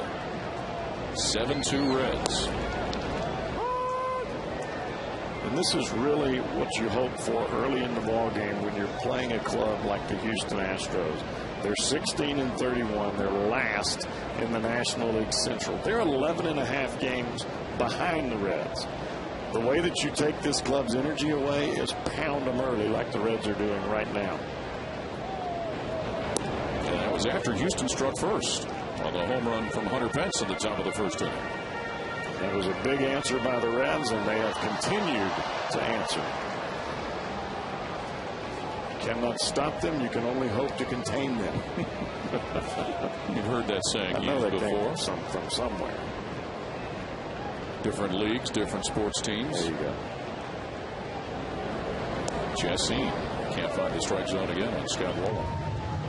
As the Reds with 2 in the bottom of the first after that Pence home run. One of them came on Phillips' long ball. 3 in the 3rd inning for the Reds. A 2-run homer from Johnny Gomes and an RBI double by Scott Rowland. Were big blows in that frame. Cairo at second, Phillips at first. Gustavo Chassin in relief of Wandy Rodriguez. Rowland. Was it gone? Might it be? Carlos Lee takes it off the wall. Wow. I don't know if that was close to catching it off the wall, as you said. I'm not sure that he got it right into the glove. That's a long way away. Yep, he caught it. It's a heck of a play. So 2 are down. Phillips had to go sliding headfirst back into first base. Well, a normal size outfielder that's not 6'8" doesn't catch that ball. If it's me out there, that might be a triple. Nice play by Carlos Lee. Certainly not hitting the way the Astros would like him to, but Handled left field admirably there. He saved a few on that one. Yes, he did. And Johnny Gomes, who's been responsible for a few. An RBI triple in the first, a 2-run homer in the third.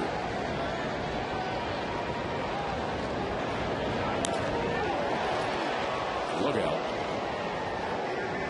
He is so quick inside. If you don't get the ball right up underneath his hands, he's going to spin on the ball that's on the inside part of the plate.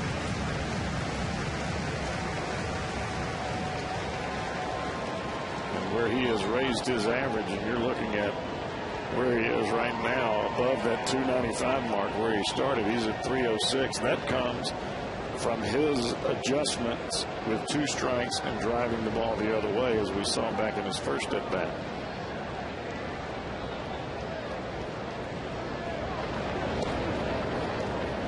After that home run, now leading the National League in hitting with runners in scoring position, Johnny Gomes with 438. Did you ever find him a helmet that would fit him right? You know what, the way it doesn't fit him and the way he's hitting, keep on going with it. It's so amazing to watch different habits of different players, whether you're on the mound or at home plate, or the guys that come to the plate. You see so many different guys twisting things around, turning, and there's your Johnny Gomes. And this is when the game started at 419, highest in the National League. He's just adding to that, as you just said.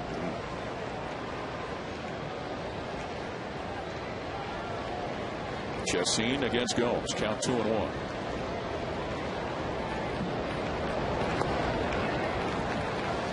And showing some pretty good patience. The Reds have scored a run in every inning but a second tonight.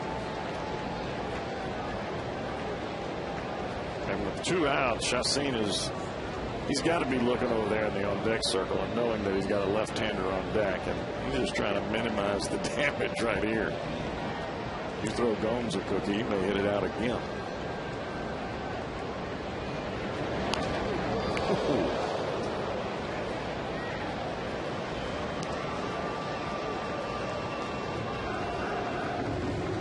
That's the thing that you have to love about a player like Johnny Gomes. He is not going to give up any at bat. Watch these hands here as they come through the baseball. This is in slow motion now, and he still blurs the bat because of the snap. Now that was a fastball inside, and he hit it off the netting of the third base dugout. That's directly behind where he's standing. 2 out, 2 on, count 4, and the Reds already leading 7-2.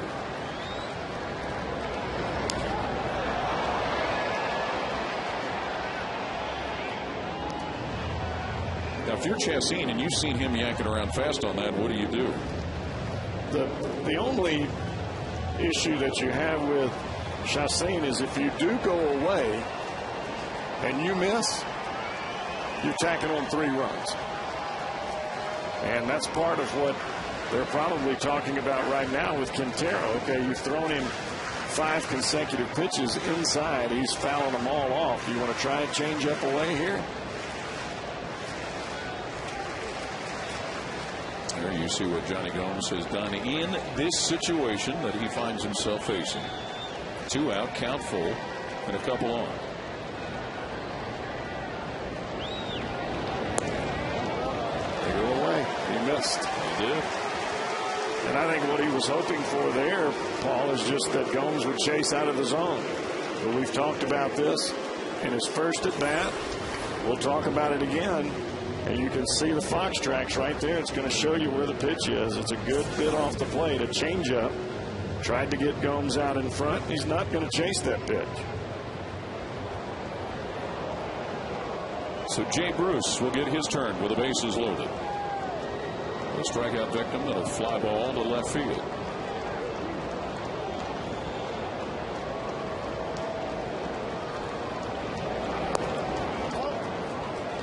This inning started on an infield base hit by Ryan Hannigan. He was forced out on a bunt by Sam LeCure. Then Cabrera a single, a walk to Cairo. Phillips with a base hit that drove in 2. This lineup would be something else if Bruce can start hitting in these situations. Foul. You know, Jeff, there have been some moments this year where you've seen Jay come around against left-handers. Yes. And I don't think it's the issue that he can't do it physically or mentally. I think it's the fact that he tries too hard to do something special when you have the bases loaded or you have a runner out there in scoring position. I've seen him hit lefties. He's hit lefties all throughout his career. It's not been a big deal. He's hit with the bases loaded and with runners on base his whole life. It's just a matter of slowing the game down a little bit, not trying to do too much, and just do what your body allows you to do. Don't try to hit a 5-run homer. It's impossible. Gustavo Chessin to Jay Bruce. You know, working with Chris Welsh a lot this year, Chris has talked about one of the things he's seen Jay Bruce do is he's avoided some of that temptation to just wail away at the very first pitch. And that really affected him a lot last year. Now, he got a lot of home runs like that, but the strikeouts came with it and lack of production. They're making Gustavo Chessin work here. See, that's the kind of pitch that you want to see Jay Bruce take in this situation. The pitcher's pitch that's down and away just below the strike zone, where if Jay swings at that, it's just a meager ground ball to one of the infielders. Make him get it up where you can powder it. Ooh. Not that up. And not enough powder. He's looking dead red right here. That's why you see him go around on this. And you can't guess. You can only react. If you guess, you're going to do that. Already 7-2 favor the Reds and an opportunity to try and drive in more with a payoff pitch to Jay Bruce. Walks it in. Good at bat. So Jay Bruce with an RBI. 8-2 Red Legs. Sometimes you can only take what the pitcher is going to allow you to have. And back-to-back walks have hurt Chessin, the reliever. And Brad Arnsberg not real happy about it. You can see the vein in his neck right there poking out. That tells you that he's not real happy with the situation that's going on out on the field of play. And that's when you talk to your pitcher and your catcher and you say, hey, we're getting hammered here. Let's throw some strikes. Well, if I understand correctly, that has closed the book on the night for Wandy Rodriguez, who went 5 in the third inning, 8 hits. I believe he is responsible for all 8 of the runs. This may be one of his worst outings ever against the Reds. Did you know he'd only walked 1 and had, I believe, 5 strikeouts when he went out?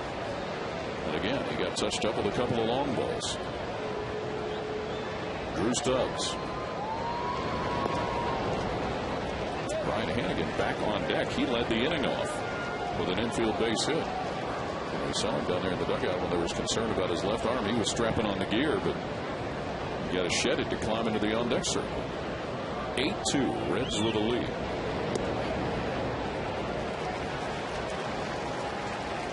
And Drew Stubbs trying to get in on the party. He's been punched up twice on strikes, 1 time looking.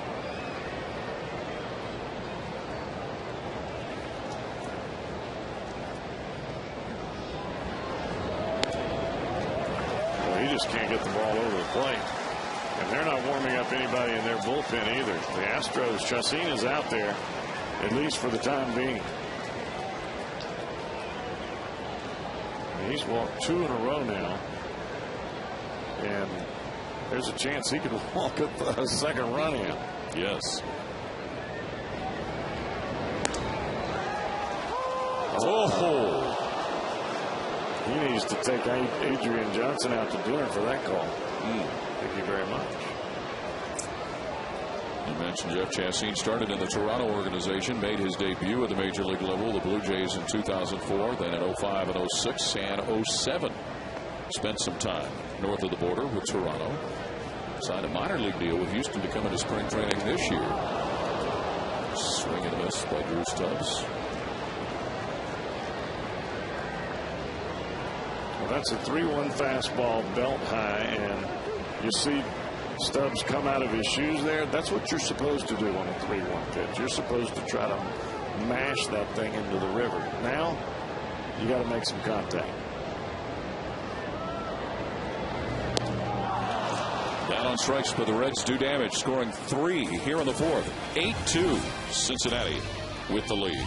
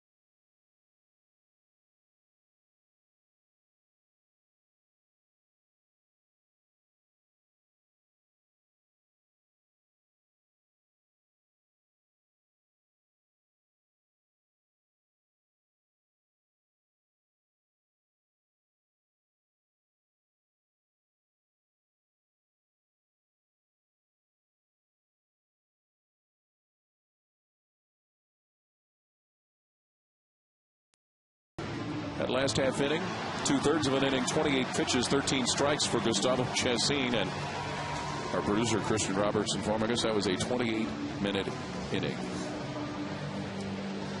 And the thing about it is the Reds left the bases loaded there with outs right at the end. They had a chance to make it worse than what it was. And before the strikeout from Stubbs to end the inning, it was back-to-back walks that kept it going.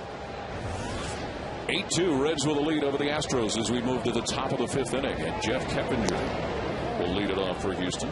1 for 2 tonight with a single in the 3rd. But if you're Sam LeCure right now, you just want to fill up that strike zone.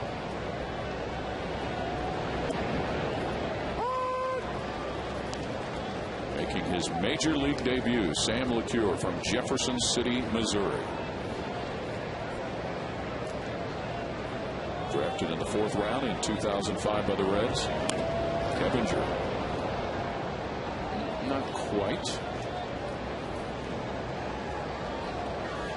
Tonight is the career-high 29th start at second base for Jeff Keppinger. And with his base hit earlier, he's now hit safely in 7 consecutive games.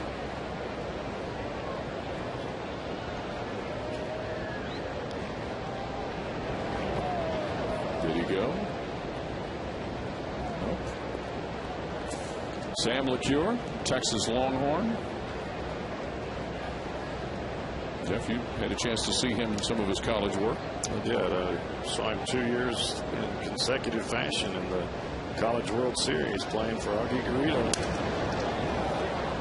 They won it one of those years.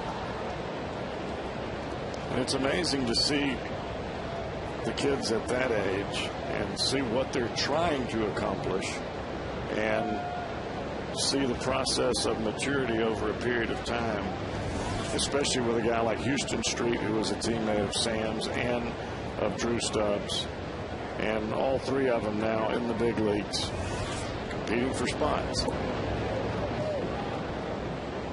Count runs full on Jeff Keppinger, who will be followed by Hunter Pence. And it's not that they throw any harder or run any faster or anything else. It's just that they get smarter and more mature as the game goes on. Keppinger to center. And Drew Stubbs has it for the first out for the inning. And I think for a guy like Sam LeCure, he's gotten much more confidence in his ability as time has gone on. You see that pitch there, there's no way he wants to walk Keppinger or even get close to it, so he gives him a pitch in the middle of the plate with a little bit of run to it. Yeah, he hit it hard, but you got a guy out in center field that can cover a lot of ground. Well, Hunter Pence has been the guy who's done the damage. What little of it is that there is for Houston will step in. He has driven in both runs with a homer in the first and an RBI base hit in the third. He's now driven in 7 runs in the last 7 games, the Houston right fielder.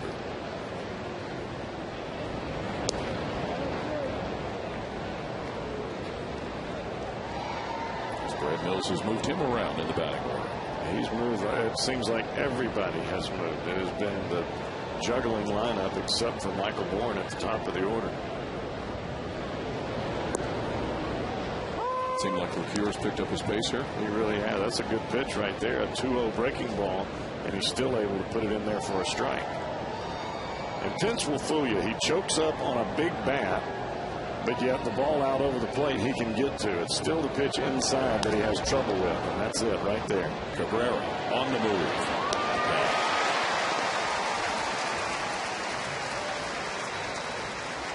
You give him the 2-0 breaking ball to slow him down. Now here's where the pitch is. It's in on his hands. It actually ran off the plate in.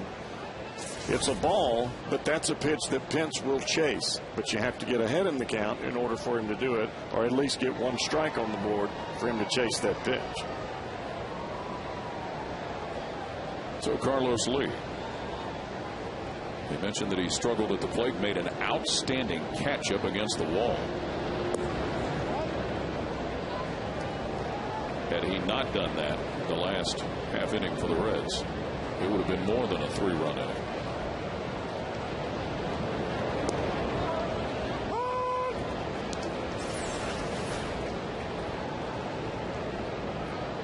He timed his jump actually very well on the ball that went out that way. You could see him right before the wall, and then he took that big jump. And shoots this the opposite way. Jay Bruce can't quite dig it out. Good effort by Bruce. You knew he was going to come with the dive all the way from the get-go. And the thing that Jay has learned to do out there, and it's very difficult, I think you can only do this just by having great talent, is to be able to dive for this ball, but yet still keep it in front of you if you don't catch it. And you can see his glove just smother the ball when he realized in midair that he wasn't going to be able to get to it. So keeps it at a single. So the first base hit of the night for Carlos Lee, the 6th knock of the night for the Astros. And Lance Berkman, who's yet to have an official at-bat. Take a look again at Carlos Lee and the catch we were talking to. The one still showed him setting up for it. Just back to the wall. You saw him make that glance back to where the base of the wall was. He knew he had 2 more steps. The second step, you leap.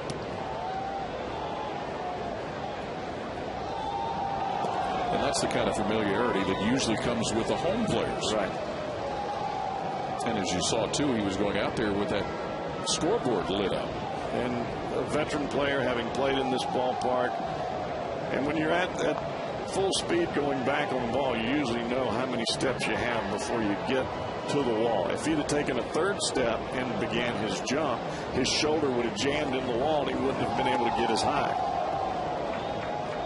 And we've seen that a lot of times too. You get too close to the wall, you try to jump up, one of your shoulders catches the wall or the padding on the wall, and you can't elevate. Lance Berkman walked twice, one of them intentionally by Sam LeCure.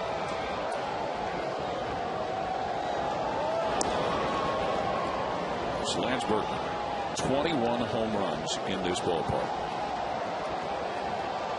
Overall, he's hit 49 against the Reds. And you have to remember that when Sam was in college pitching at the University of Texas, Lance Berkman was tearing it up in Houston with the Astros. And that was back when Biggio and Bagwell were still playing. Yes. 3rd walk of the night given to the Astros first baseman.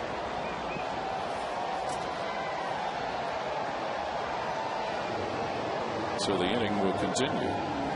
And I think that is the one thing of this ball club that is probably the only thing in this ball club that affects Sam LeCure, is the fact that when you're playing in high school and then in college, you're watching the guy that you're facing drill him out of the ballpark with regularity, and now you got to face him. Somewhere in the back of your mind, you're thinking, I'm not real sure about this guy. Because everyone else he's faced, he's been able to throw strikes with a pretty consistent basis. But with the guy at first base, he's been around a long time. That's why you have to tell the youngsters, don't look at the name on the back of the jersey. And could Brian Price going out there saying that's not the worst thing in the world that happened that you walked in? Probably what he said there. You could see a little chuckle from Sam as Price made his words and then headed on back to the dugout. Big swing and a miss by Pedro Feliz. Now, maybe not the worst thing in the world that could happen, depending on what you do with Pedro Feliz. Exactly. Feliz definitely guessing fastball right there. And that's Ryan Hannigan for you back there behind home plate, making sure that the youngster doesn't get hurt. 2 out, 2 on, top of the 5th, and an 8-2 lead for the Reds.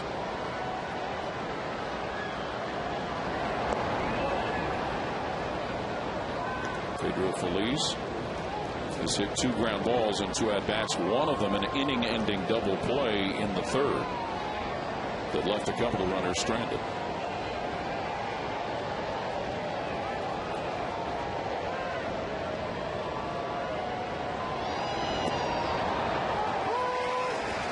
Much-needed strike for Sam LeCure. And what he's doing here is just trying to pick up the mitt of Ryan Hannigan. There's no shake off here. You just go with what your catcher is giving you. Hannigan's been around. He's seen these guys, and you just make your pitch. Broken bat, but there's Phillips to end the inning. 8-2. Reds with a lead. Middle of the 5th here against the Astros.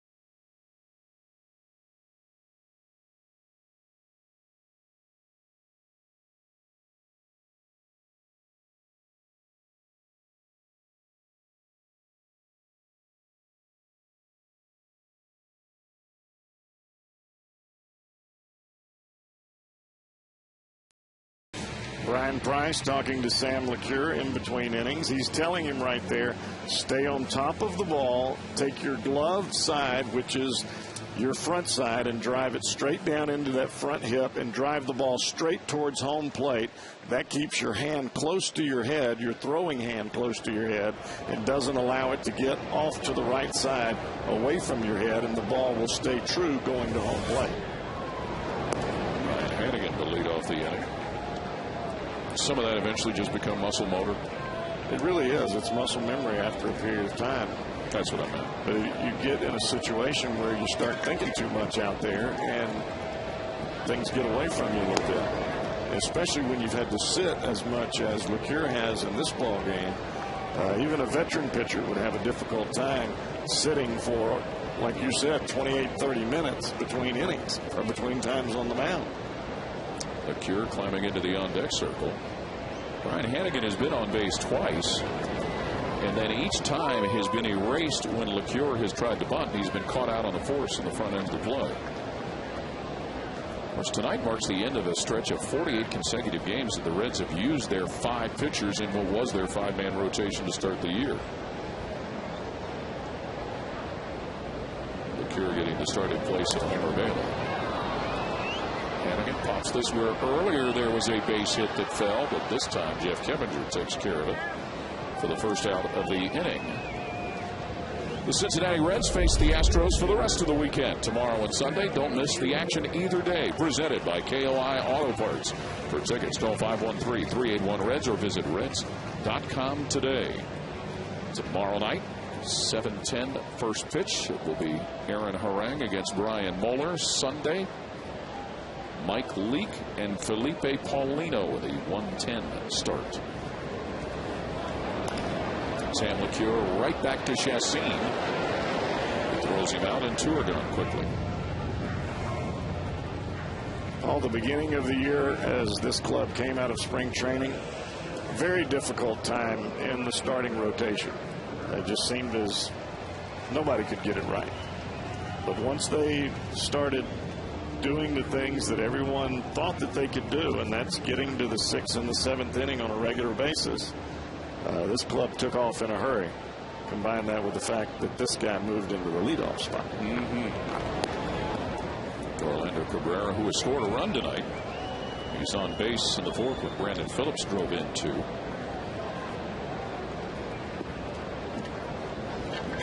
And would be remiss if not throwing it out. Sitting up here with a former pitcher, do you know that the Reds pitchers now have hit safely coming into the game tonight 5 of their last 6 and ranked 1st in the National League for pitching staffs and batting at .224. We were talking about that on the radio last night, and a lot of that goes to Chris Spire. Spire is the one that throws batting practice to these guys early. He's the one that works with them on their bunting, and I played with Spire back in my rookie year, and he's a very intense individual. You don't get by with slop. Hands up. The ground out. The Reds go quietly in the 1st. 8-2. Reds with a lead.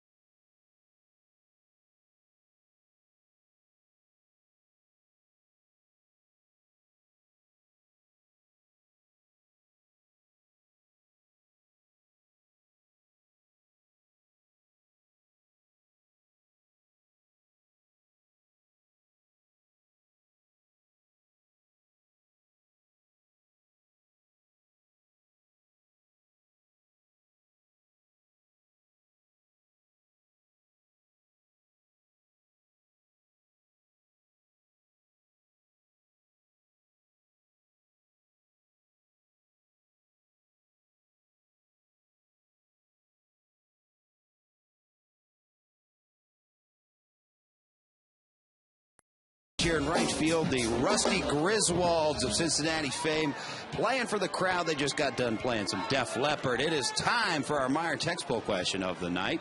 And the big news around Houston is Roy Oswalt, not too long ago, asking to be traded. Do you think he will be traded? Text 1 for yes, 2 for no. 37664 is where you text your answers to. 37664. Standard text message rates apply. Well, the results coming up. Gentlemen? Maybe not so much will, but when. Exactly. I think he's in the mood, if you will. Yeah. And if he's not, the organization might be now after he had pretty much through his agent requested the trade. 88 pitches now for Sam LeCure.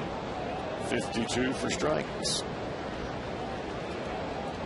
Of course, Roy Oswalt, a three-time All-Star, has just terrorized the Reds. And Zella, the leadoff hitter,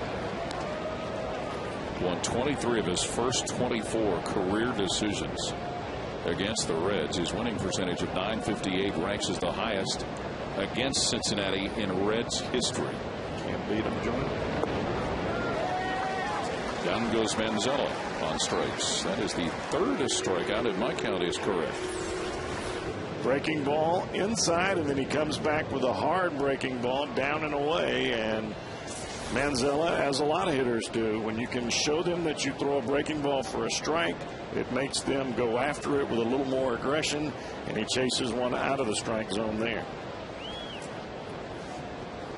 So Quintero, the catcher, who had a base hit his last at bat. Of course, you know, Jeff, you think back, back to we talked earlier about the formation of the Big Red Machine in that trade with Houston before the '72 season. One of the teams that used to just really give the Reds fits were the San Diego Padres, even though they were the last place team in the National League West. Well, the Reds went out and traded and got Freddie Norman. They went out and traded and got Clay Kirby. They didn't have to bat against him anymore. There you go. So having said all of that, Roy Oswalt in a Reds uniform? Probably not very likely with a price tag. Yeah. But I've come to learn in this game, you never know. You never know until you know. The Dodgers are a team that some of the newspapers have started make mention that it made noise, possibly about Roy Oswalt. And it's all Washington Nationals mentioned. Well, there's so many teams that are still around at this time of the year. The Dodgers have issues. The Nationals are well in the hunt. Even the Braves, for a certain extent, may be one of those clubs that go out and do something special. Quintero goes down on strikes. Well, you can really see the change of speeds for Sam LeCure. This last pitch is at 92. The first fastball that he threw to Quintero was 86. 86, threw the breaking ball at 73, and then finished him with a 92-mile-an-hour fastball. That's a tremendous amount of rocking chair. You get him on the fastball, off the fastball, on the breaking ball, go back to the dugout. Well, on the bottom of the fifth, the Reds went in order for the first time, and Sam LeCure and out away from retiring the Astros in order. Corey Sullivan pinch hitting for the pitcher spot.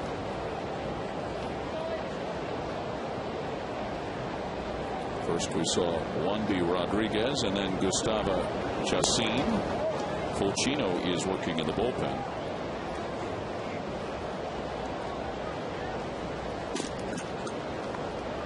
Brad Mills has had to dig into the bullpen and into the bench.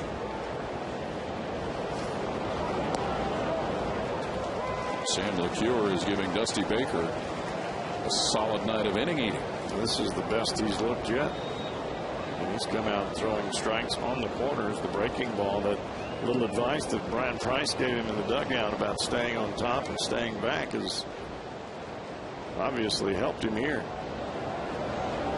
Good night, Irene. Corey Sullivan down as the Astros are retired by strikeouts all 3 innings. 8-2, Reds with the lead.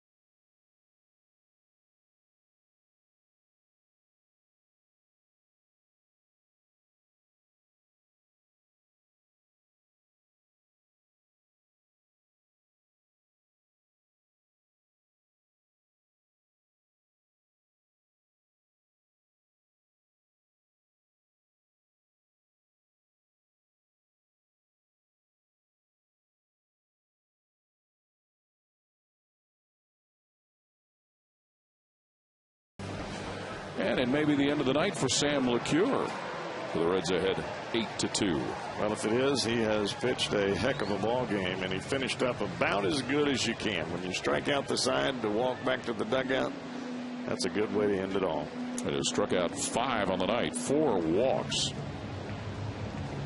and 3 of them going to Lance Berkman, which, as we talked about, that's not the worst proposition you're going to come across. Jeff Fulcino will be the new right-hander on the mound for the Astros. He has not allowed a run in 10 of his last 13 appearances. 19th game.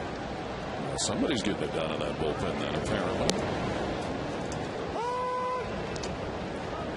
Mike Lincoln would be whom we will see next out of the Reds bullpen. And Miguel Cairo, the first batter that Jeff Fulcino will face.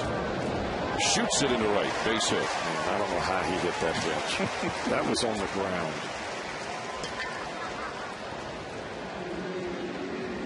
Folks, check out where this ball is. Look down here around the dirt. Just slaps it right through the right side, and that pitch is, that pitch is way down. Look where this is. The catcher's turning his glove over to scoop it. Reds fans, JTM wants to know, how do you 32? Grab a bag of JTM's new 32 count burgers and visit www.howdoyou32.com for more details. JTM, food, family, and fun. Had some of those going on the grill this week. Did you know? Yes. How do you 32? Sprinkle some seasoning on them. I'm a garlic man. Really? I like the garlic. Keeps the evil vampires away. Onion, garlic, little Worcestershire. Ooh, that's good. That's hot. That's nice.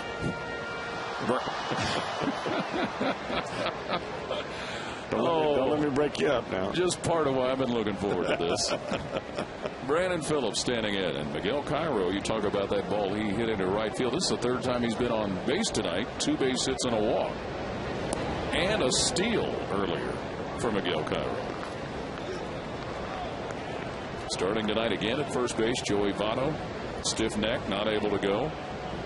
Dusty Baker was asked by some of the newspaper guys, might this be a disabled list situation? And there was no answer to that. And hopefully not. I would think that he would have to really be hurt from a strain or a MRI situation before they put him on the disabled list. I think they would go as far as they could before they put him on the DL. They would give him a good 10 days before they disabled him. Brandon Phillips has had 3 RBIs on the night. One of them with a solo home run, the first hit of the game for the Reds. There's another base hit for Brandon Phillips. His 3rd knock of the night. Some awfully good pitches right there from Fulcino, and I guess you can say that the hitting is a little bit better. Fastball in, another fastball in. Look where the pitch is in the bottom of the category of the strike zone there, and Phillips able to inside out the pitch, get his hands inside the baseball, and just fist it right out there into right field. And knowing what the answer is going to be, you like him hitting in this either 2nd or 3rd spot as opposed to where he was a cleanup? I think that there's no doubt about it. You get to use more of what Brandon Phillips brings to the game. And hitting 4th, you don't use his speed at all. Hitting 2nd or 3rd, you use it all the time. And what I've noticed is that if Cabrera doesn't get on, Phillips does. You look back at some of the ball games, and when they get on together, whew, count them up. Headache for the opposition. Scott Rowland a couple of base hits as well as an RBI. Scored on an RBI triple in the 1st by Johnny Gomes following Phillips' home run. An RBI double in the 3rd that scored Miguel Cairo on a fly ball to left field. That was that ball that we keep showing you the highlight of Carlos Lee that he took off the wall and left. Well, the first 5 guys in this Reds order have scored 7 runs. And there are no outs, and 2 of those guys are on the base paths. Yeah, 1-1 to Scott Rowland. There's that homer by Phillips. The first of 2 long balls on the night from the Reds extended the Cincinnati home run streak. 16 consecutive games, the longest in the majors. A 16-game streak back in 2006. Rowland. Pence backing up. Has it just shy of the track. So the out secured, but Cairo advances. Well, it's twice tonight that Rowland has sent him back to the wall. Just a bit short. So Johnny Gomes, who has driven in 3 on the night. Just 3. Just 3 with a chance for more. Now you get a look at how his night is shaken out. An RBI triple in the first, a 2-run jack in the third, and a walk in the fourth.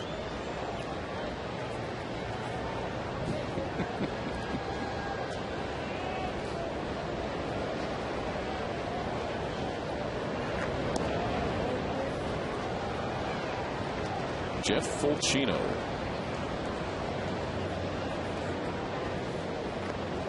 Spent major league time with both the Marlins and the Royals prior to ending up with the Astros.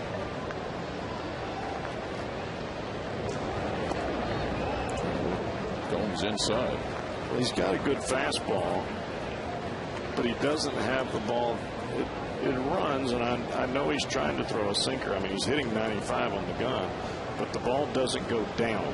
He throws it straight over the top, and the ball doesn't sink down. It just runs in on the right-handed hitters. That's why they're able to inside out the ball the other way. And this is somebody who's made the conversion from a starter to a reliever. Is there some changes you have to go through in that regard with that, Jeff? Well, I think that sometimes going from starter where you're using 3 or 4 different pitches to the bullpen where you can't have 4 pitches in the bullpen. If you do, you're going to have 4 mediocre pitches instead of 2 great ones. Gomes has that one get its way into right field for another RBI. Destroy Miguel Cairo. 9th run of the night. Those are all the same types of swings on the same types of pitch. It's a flat running fastball inside. He just totally misses the mitt on that, but the pitch is the same. It's running in, and it doesn't go down. If that ball is sinking, you get a ground ball there, and you get a double play. But because the run is flat, and it's just directly horizontal, it stays on that horizontal plane. The bat meets the baseball, and you find a hole right on the right side. A 4 RBI night for Johnny Gomes. The Astros are going to change pitchers again. 9-2. Reds with a lead here in the 6th.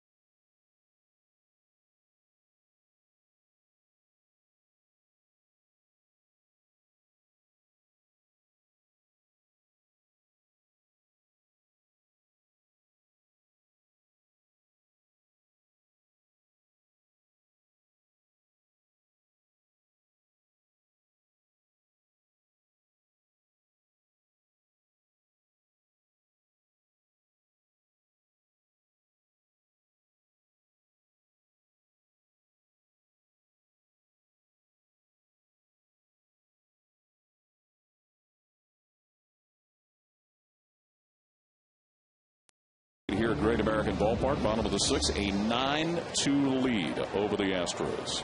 Tim Burdack comes in. He's got a 5.23 earned run average. This will be the 14th ball game that he's pitched in. 1-0. You can see the stats there.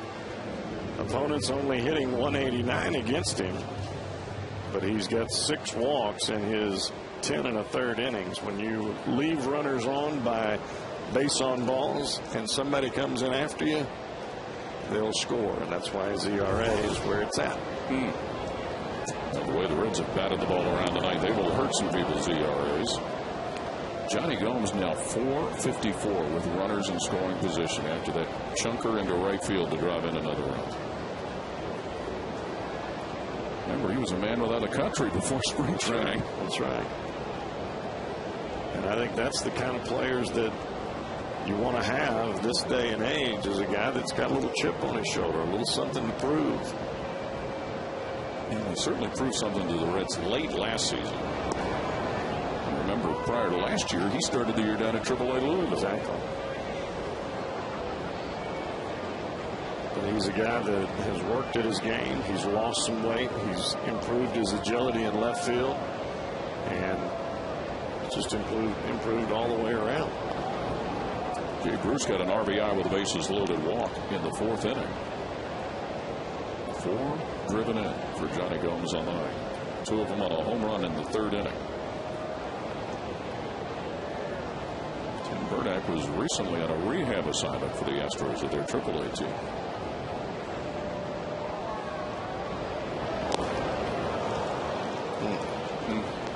So down goes Jay Bruce.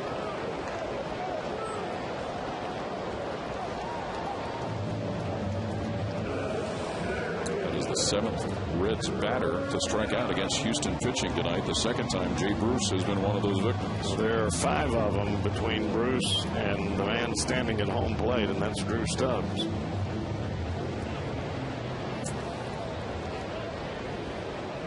You see the way the night has worked out for the Reds center fielder. And as you said, Jeff, it's been the middle of the inning that's driven in the runs, with the work the top of the order has done getting on base. There you go. It's worked opposite of that, and some nights you get the bottom of the order scoring and driving in all the runs, and the 3, 4, 5 guys have an off night. But that's what a team makes. You got to pick each other up when the other guys don't get it done. Base hit for Stubbs, his first of the night. It's going to bring another run in. Pence is going to go to 3rd with his throw. Brandon Phillips will score. Double digits for the Reds.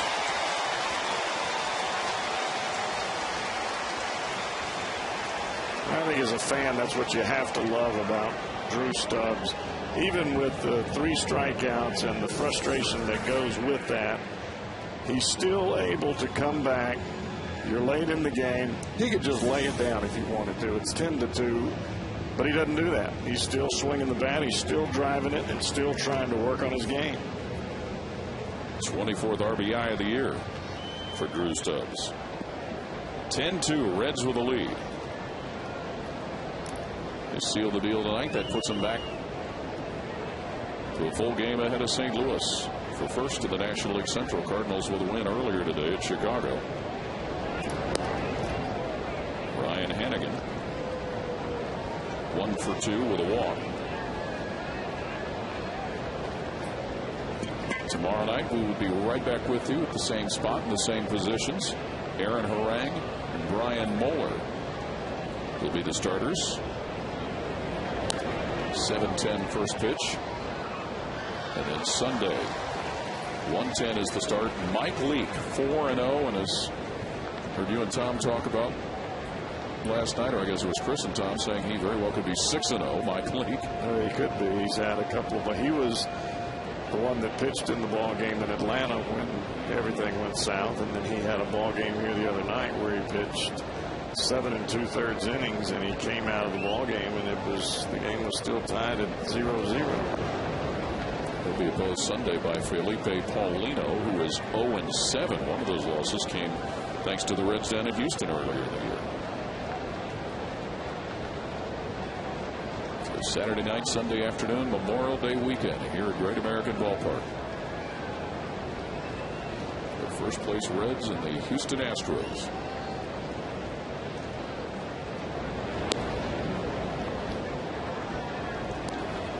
Tim Burdack having trouble finding the strike zone.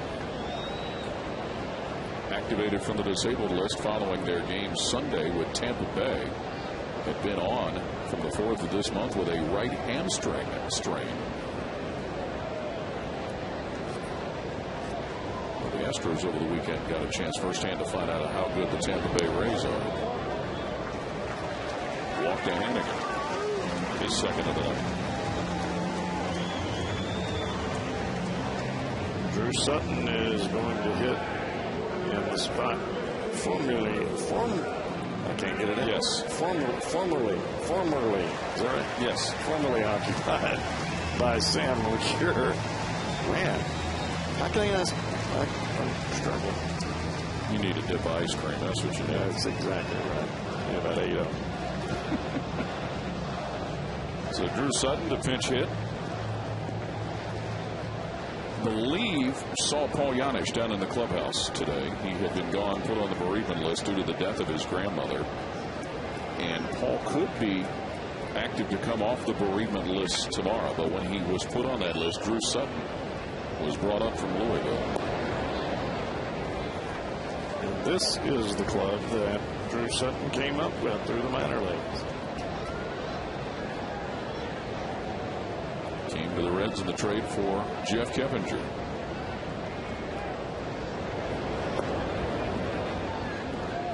Burdick is struggling.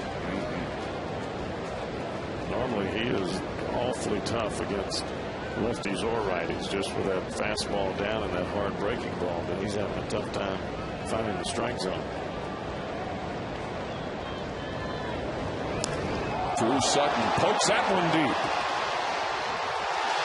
Got it. That's a grand slam, baby. Oh, against his old team. You think he ain't rocking and rolling right now? Drew Sutton.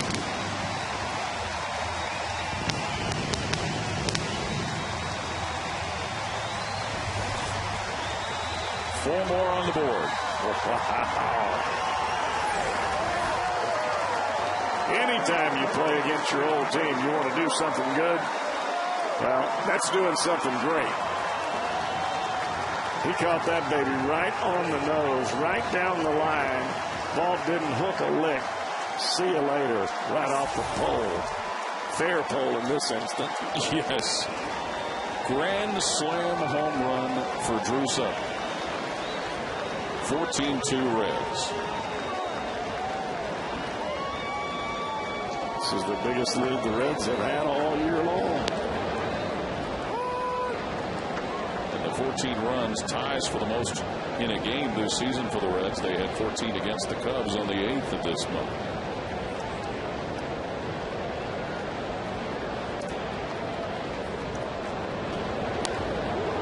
Orlando Cabrera to Pence in right field. Inning over, but it is a 6-run inning for the Reds.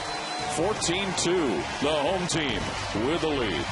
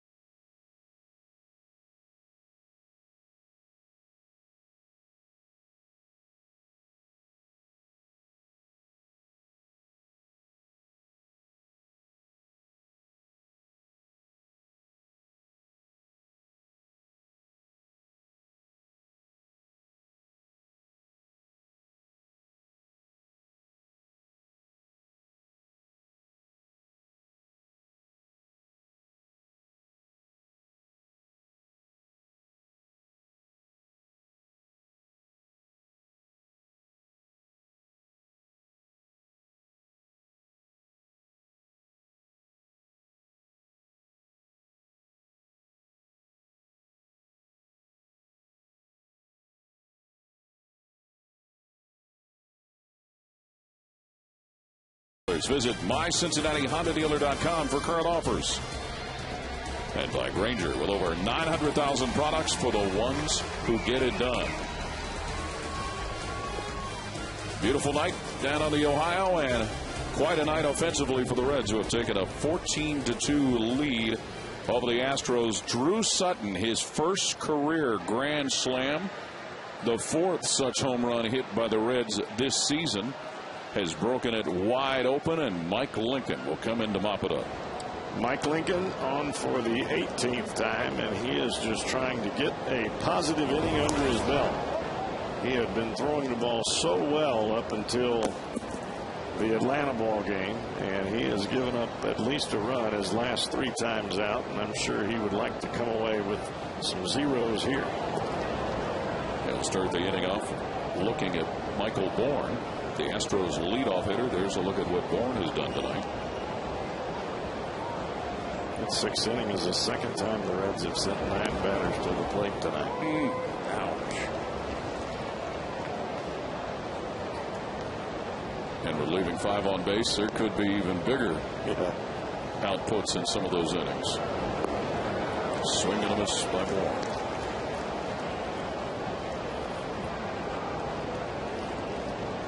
Drew Sutton with a grand slam. And it comes against his old team. That's the best part. Yes. A little high on Michael Bourne. I think that's one of the reasons you saw all the smiles on the faces of the guys in the dugout as he comes in. He's giving high fives. They all know. Everybody's had a team that you've played for, and now you're playing against them. Strike 3. Second time tonight, Michael Bourne has looked at a called third strike. The third time he's gone down by strikes. Bourne does not like the curveball, and this baby drops from the sky right on the outside corner, says Adrian Johnson. And that's the 6th strikeout rung up by Reds pitching tonight.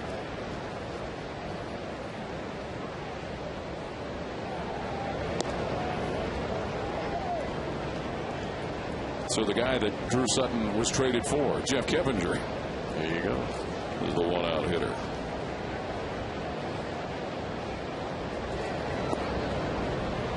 Now, this big crowd that has showed up here tonight has certainly seen some entertainment with the long ball. Yeah, the stacks are still smoking. They are, aren't they? Just a prelude to the fireworks that will occur after the game.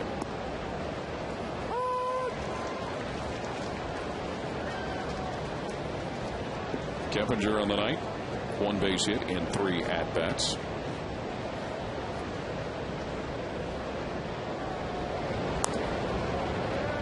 Cairo, 2 are gone. And don't miss the Joey Votto figurine giveaway tomorrow. The Reds take on the Astros, and the first 20,000 fans in attendance will receive a voucher good for this special collectible of Reds first baseman Joey Votto, thanks to Champion Window and Patio Rooms. Great seats available for this matchup. Call 513-381-REDS or visit reds.com.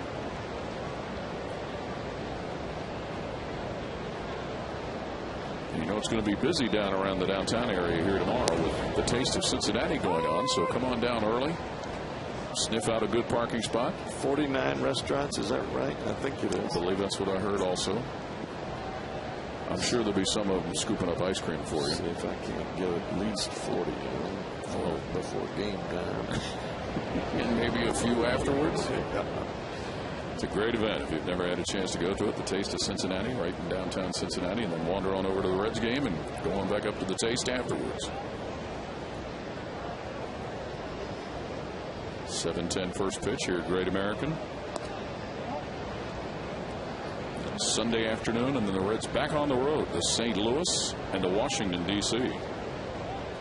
How nice is it for Reds management to know that they can lose a pitcher of Homer Bailey's caliber and then reach down into their minor leagues and pull up a kid like Sam LeCure, who comes out and pitches basically 6 innings in his major league debut, and then he only gives up 2 runs. Hunter Pence has really been the only thorn in the Reds' side. Homer, that's out of the first, is 8th of the year, an RBI single in the 3rd. for a 2-for-3 night. This organization is in better shape pitching-wise than it's been in maybe ever. And in my mind, I think pitching is the currency of baseball. You got pitching, you got money. Because there's a lot of people that don't. You got that right. Payoff pitch to Pence. Well, he'll walk on down to first base. The 5th walk given up by Reds pitching tonight. And like you said, Jeff, it's kind of good to see Mike Lincoln get out there and get a chance to get something good going. Right. And everybody needs to get back on that right page coming out of that bullpen. Carlos Lee with Pence on the move. He'll send this into the gap in right center. Pence is going to come all the way around to score. Lee rumbles into second base with an RBI double. He hit that ball on the nose. Well, he had been struggling, and goodness gracious, you don't want to see him try and get his act together this weekend here. Next week. Let him get it together against somebody else. Because he can. Yeah. That looked like a slider or a cut fastball from Lincoln, and he just didn't get it down. The ball stayed up in the strike zone, and that's why it was hit the way that it was. As Carlos Lee started his career with the White Sox, was with Milwaukee, and then a trading deadline move sent him to Texas. And Houston thought they were really doing something by paying him that money to get him in the lineup with this guy, Lance Berkman. And Lee's going to move on down to third base. Well, as we all know, there is more to a lineup than just a couple of guys. I think you saw that here when you had Griffey and Adam Dunn. You have to have the complementary players to go with them. And when you don't have that, then things just don't go the way that you want them to. You get as many home runs as you want. If you don't pitch good or catch the baseball, you're not going to win. That pinch hit grand slam by Drew Sutton, the first the Reds have had since September 4th of 2005 off Dan Kolb in Atlanta. Jason LaRue, huh? Jason LaRue, yes.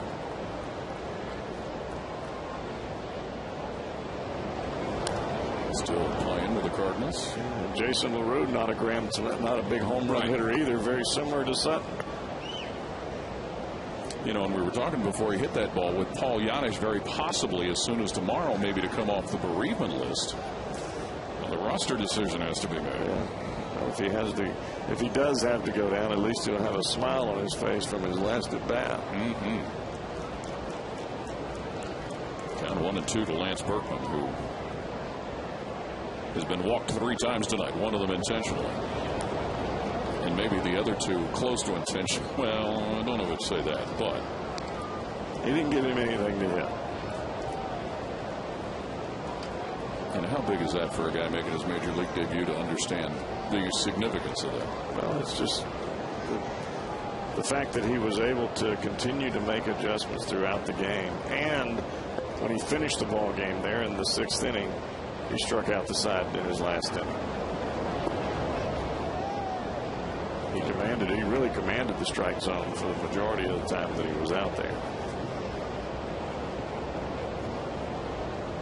He struck out the side in the 6th inning to finish up his night's work.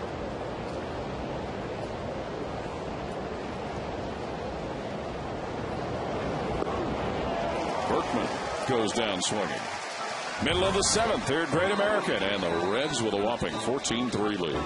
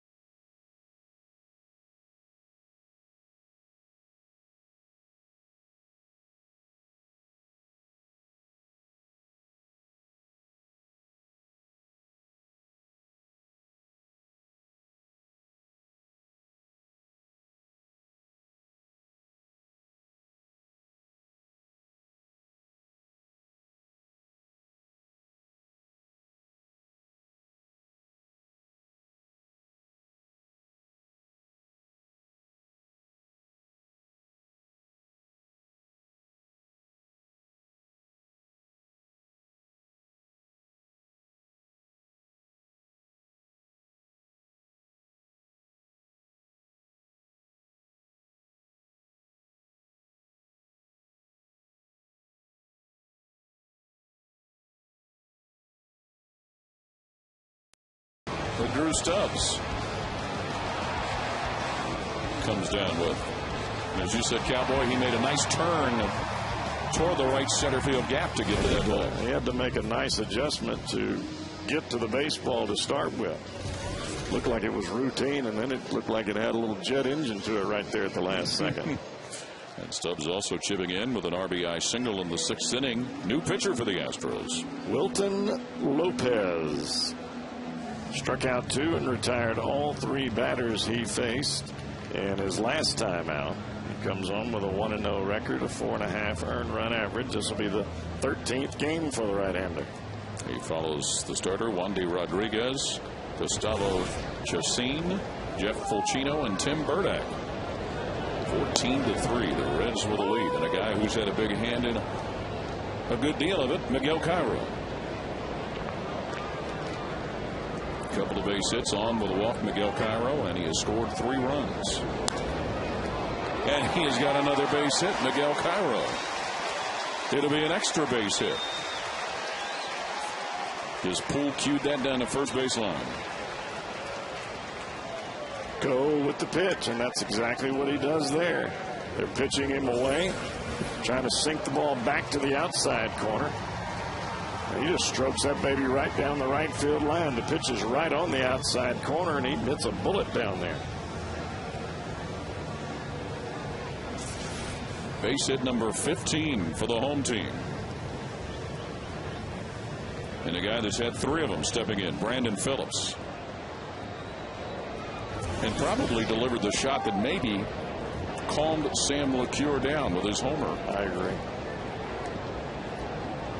Came in the bottom of the first after Hunter Pence had homered in the top of the first to give Houston a 1-0 lead. There's nothing like playing even baseball when you're out there on the mound. At least you know you're not pitching from behind. Phillips with a 2-run single in the 4th inning. And then a single in the 6th inning. As you said, Jeff, this batting order, top to about number 6, has really been the group that's done a bulk of the damage tonight. Smoking. Miguel Cairo is the one that has just been amazing. 10 for his last 15 of his last 4 starts. That's only 5 outs. Out of 15 at bats. And you know the alarm that everybody has with Joey Votto not playing. You know, that kind of reminds you of what Juan Pierre did last year with the Dodgers when Manny Ramirez was suspended. I mean, that was for a pretty elongated period of time. Phillips in a 2-strike hole. Let's hope it's only just for a couple of days. Exactly. The pleasant surprise of it. Yes. Was kind of the point of comparison. I got you. Yeah. 1-2, Brandon Phillips.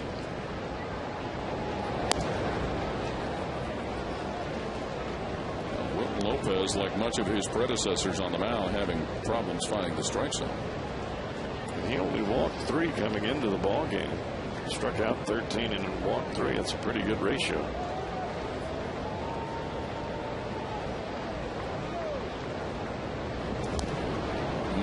He wanted to turn on that, didn't he? Good running fastball inside. I think this shows you some of what the Reds bring to the ballpark every day. I mean, you see if you just look at the face of Brandon Phillips and you don't look at the score right above it, you'd have no idea that the Reds were leading by 11 runs. And that's how it's supposed to be. You compete all the way until the last out. There are no outs so far in this inning. Oh, boy, did he tomahawk after that. Got him with a changeup. So Brandon Phillips down on strikes for the first out of the inning. Fastball in at 92, and then he pulls the string here, and Phillips was way out in front. You could see him leaning back on that back leg with the front foot standing up. Just got him with the change. For Mike Lincoln, who's now on the spot in the order that had belonged to Scott Rowland. Drew Sutton pinch hit and delivered a grand slam. remained in the game to replace Roland at third.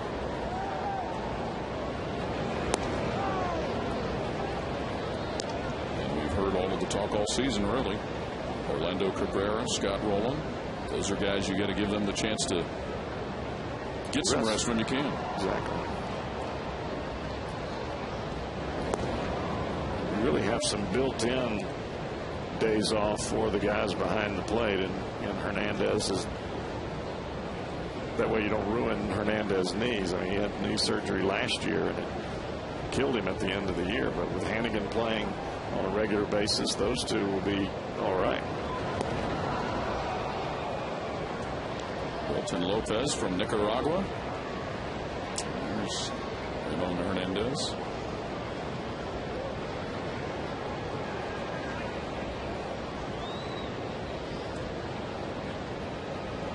Lopez ready for a 2-2 pitch to Mike Lincoln. I don't think Lopez wants to walk the pitcher here. You wouldn't think so. And spread out over the week, too, we've seen Dusty Baker be able to get some of those guys in the bullpen when needed, a day or so of a break.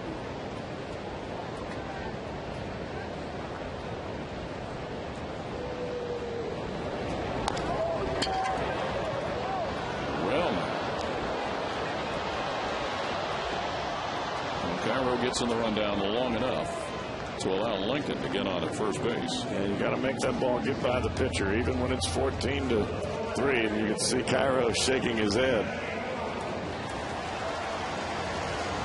So Cairo taking off the base pass. And up will come Johnny Gomes, and dare we say it, he is one particular base hit away from the cycle. Would that be a two-bagger? Yes, it would. Now, there are some who really get thrilled and jacked at the thought of the cycle. Others do not. The last, and I remember this because I was sitting in the press box, the last Reds player that hit for a cycle, Eric Davis, in 1989 against San Diego. And here is Eric the Red. It was a Friday night at Riverfront Stadium. He definitely had some whip in that bat. Yes. I'm telling you. Smokey Joe. There have been 5 hit for the cycle performances in Reds history. If you guys were talking about this on the radio, or maybe the guys were on the TV earlier this week, prior to Eric's hitting for the cycle in '89, I don't think there had been one since the 50s. So Johnny Gomes, who tonight had an RBI triple in the first, a 2-run homer in the third, a walk in the fourth, and an RBI single in the sixth. And the triple is the hardest one of the bunch. A lot of people think it's the home run. No, it's the triple. Because you got to hit it in a place where you get a chance to run for a long time, and you got to be able to run for a long time. Yes. A couple of different things go with that one. 0-2.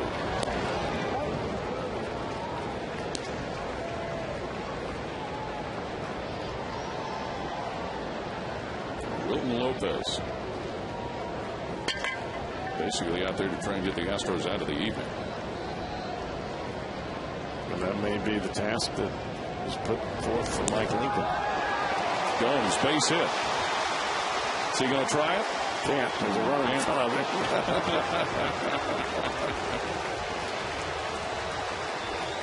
Well, a 4-base hit night for Johnny Gomes.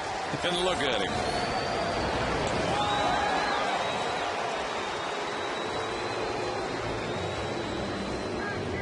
Slam on the brakes. Well, you've got the pitcher out there in front of him. Yeah, Lincoln can't go anywhere. The last cycle before Eric Davis was in 1959. So Jay Bruce, who tonight has struck out twice but got an RBI with a walk with the bases loaded in the fourth inning. Well, the 30,000 plus that's here tonight, I imagine that's probably what it is. They're probably getting, I would say they're getting their their ticket worth. Yes. Oh, right back up at Lopez. Bare-handed catch. And it is bare hand. That takes care of it. Going to leave a mark. Yes, it will. But the Reds enjoying a 14-3 lead over the Astros.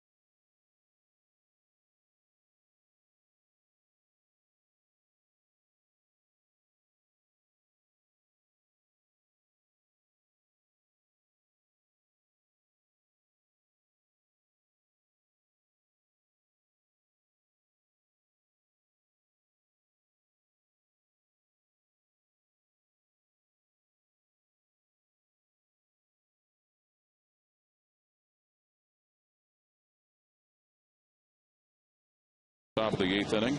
And how about a big hand for the 30,813 who were here tonight?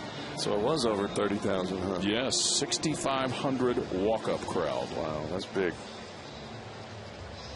Let's hope they're here all weekend. Absolutely. Push these boys all the way to the limit.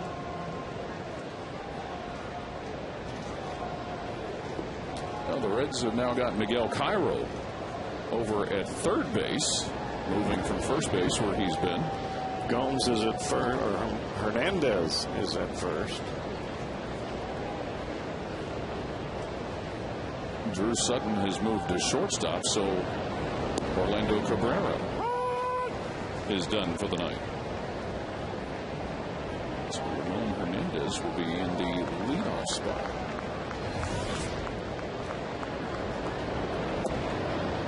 Ramon had a chance to play a fair amount of first base last year. He was great, too. For a guy that none of us really had a whole lot of idea that he could be that agile at first base. Evidently, he plays a lot of first base during winter ball, getting some at-bats in. Cairo at third on the ball hit by Pedro Feliz. One gone. Feliz hitless on the night. If you remember, too, there was a game late last year because of double switches and all of that. Going into the last, I believe it was the bottom of the ninth, the Reds found themselves minus third baseman, and Ramon Hernandez had to go finish a game at third base. And he did fine. I mean, he can play both corner positions. I mean, if you can feel the ground ball, you can play first or third. I mean, they can throw the ball. The difference is how quick it gets to you right there. It depends on whether you're all-star caliber or whether you're just over there. Whether you're Brooks Robinson or somebody else filling the spot. Tommy Manziel hit Cairo. Nice pickup. Not in enough time. Awfully nice play by Cairo, though. Diving down the line, folks, and this is an 11-run lead as he gets to the baseball and comes up pumping. You know, Manziel was smelling that hit all the way. And a nice effort by Hernandez to stretch out and try and come up with it. Well, it's been one of those nights where everybody's gotten in the act. Humberto Quintero with a base hit, a strikeout and a walk on the night.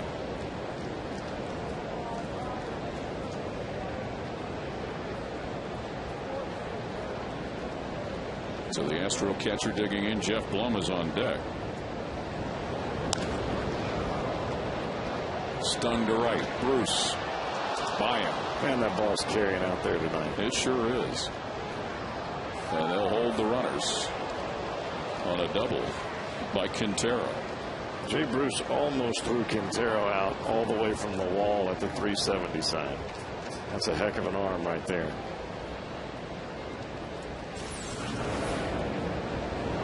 Watch this ball off the bat. Jay is on the move. He almost gets to the baseball. Just did elude him. He picks it up right off the wall and throws a strike to Brandon Phillips at second base. So an opportunity for the Astros to maybe try and squeeze a few more runners in as a veteran Jeff Blum will pinch hit in his second tour of duty with Houston.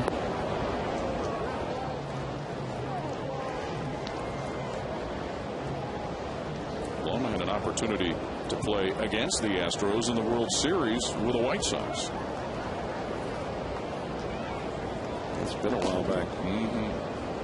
That was in the days of Biggio and Bagwell. Yes, it was.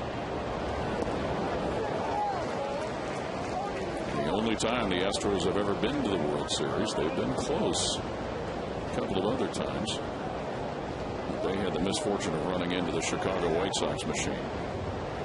And they were on a roll at that time. Oh, yes, they were. Back in 2005. Mike Lincoln getting a chance to stretch it out pretty good here. So the World Series, the White Sox just ran rampage over the Astros. That game 3 that went 14 innings.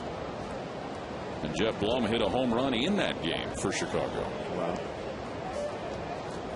How about Ozzie Guillen the other day? He's a different bird. The White Sox playing up in Cleveland. Ozzie gets tossed, arguing with Joe West over a balk call against Mark Burley. And as Ozzie has been run, Burley is chuckling on the mound. Don Cooper, the pitching coach, is chuckling in the dugout. Ozzie throws the lineup card back at Joe West, and then a couple of innings later, Mark Burley gets called for another balk, throws his mitt down on the mound, and he gets thrown out.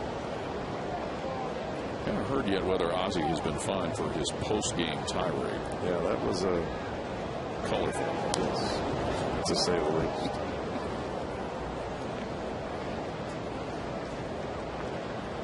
$14-3 Reds with a lead over the Astros. I don't think Joe's going to invite him out for dinner anytime soon. You know, the interesting part was, you know, listening to that, Jeff, you heard Ozzie really did say, hey, Joe West is one of the best umps in baseball. But he also said that the fans don't buy tickets to come watch Joe West ump. and included himself in that as well. Yeah. Said they don't come to see Ozzie manage either. Right. The Astros back in the late 80s came very close to getting into the World Series. Lost a series to New York back when Billy Hatcher had a extra inning home run for the Astros in one of those series. That has been a while. When they hit Mike Scott? Mike Scott, yes. Back to the box. Sutton hits the out. The run will score. So an RBI for Jeff Blum. It's the second out of the inning. Of course, that was the New York Met team that then went on to have that incredible 1986 World Series with the Boston Red Sox.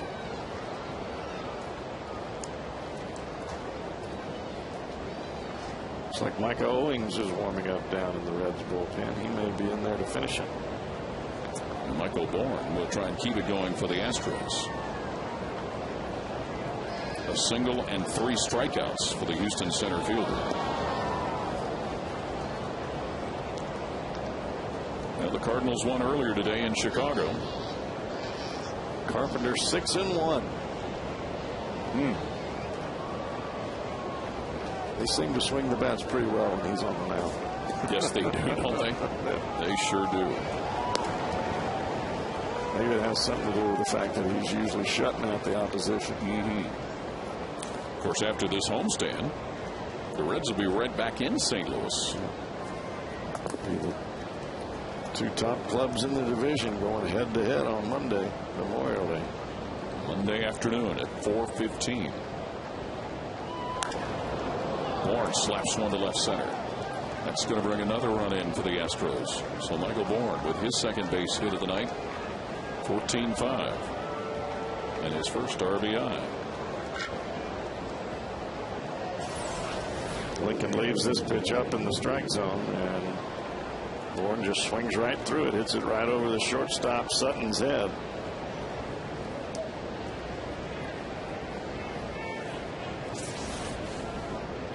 That St. Louis series that we were talking about Monday afternoon, scheduled right now, it'll be Bronson Arroyo against Jaime Garcia. Bourne just goes ahead and grabs second base. Tuesday night, Johnny Cueto against P.J. Walters. He was brought up when, let's see, either Loesch or Penny. Loesch. And they say Loesch is going to have surgery now, it looks like, in that forearm problem. And then Wednesday night, Sam LeCure and Chris Carpenter in St. Louis. It'll be the second trip of the year the Reds will make to Busch Stadium. Dusty Baker's team took one of three there about a month ago.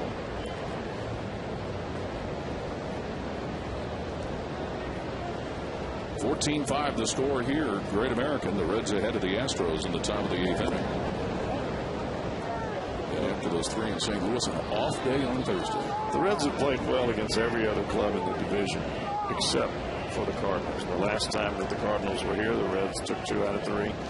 But in order to be the first place team and to really change the look of the division, you've got to beat the club that has been in first place all these years, and that's the Cardinals. And it's not because you have to beat them to stay in first. It's you have to beat them to prove to yourself that you belong in first.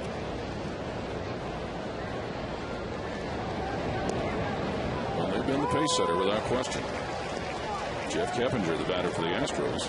But I don't think the Cardinals are going to go anywhere. I don't think they're going to drop in the tank or anything else. As long as they have Holiday and Pujols and that right-hander Carpenter and Wainwright, they're going to be right there in the hunt. Keppinger puts this one into deep left field. Jeff Keppinger, is it enough? Nope, but it stays in play, and it'll be a base hit that scores another run. Jeff Keppinger with an RBI double, and Houston chipping away at it here. The fans are starting to get a little restless with Mike Lincoln, and that's going to be all she wrote. So has Dusty Baker. He will make the call to the bullpen for Micah Owings. 14-6, Reds with a lead.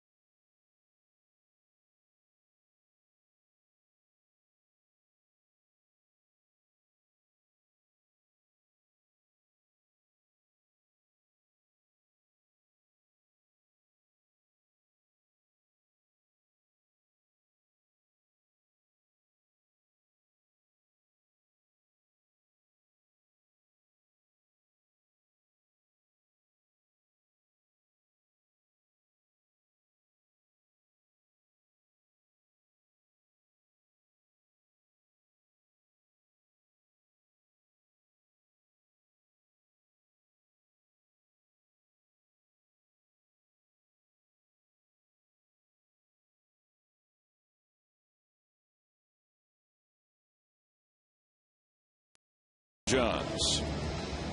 Well, Houston has scratched across 3 here on the top of the 8th inning to make it interesting. 14-6, the Reds with a lead, but Dusty Baker has gone to the bullpen again. He has called on Micah Owings to replace Mike Lincoln. 2 outs, but the Astros chipping away with base hits. Micah Owings, 6 of his 12 appearances. He has pitched at least 2 innings, and in 3 appearances has gone 3 innings of work. Here's somebody that just, and by nature of the position where Micah Owings is not getting consistent work, scattered all over. I think the best thing that could have happened to Owings is getting back in that bullpen. A lot of his career has been pitching in the rotation, but when he gets to that 5th, 6th inning, awfully tough for him.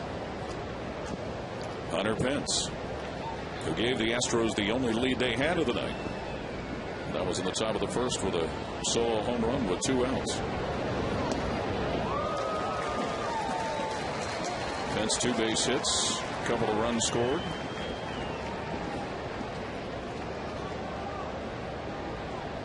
(14-6), the Reds with a lead over the Astros.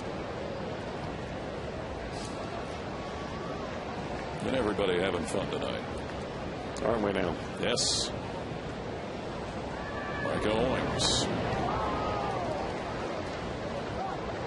The chance to get a glimpse of what you were talking about there, Jeff, with Pence with that bat, the way he holds it, chokes up on it. You would think that he could kill the ball that's inside, but yet he hits the ball down and in now. That's the ball he can handle, but the ball that's right at his belt, right at his hands, he cannot hit. It almost looks like, remember when Rafael Belliard was playing, the bat almost looked too big for Belliard. It doesn't for Pence, but it's almost the same type of address with it. Well, the bat that he uses is a very large bat. It's got a huge bat head on it, and he chokes up so that he can wait as long as possible. And we saw him hit the ball out of the ballpark earlier into right center field. Waves at it and misses. We move to the bottom of the 8th. 14-6, Reds with the lead.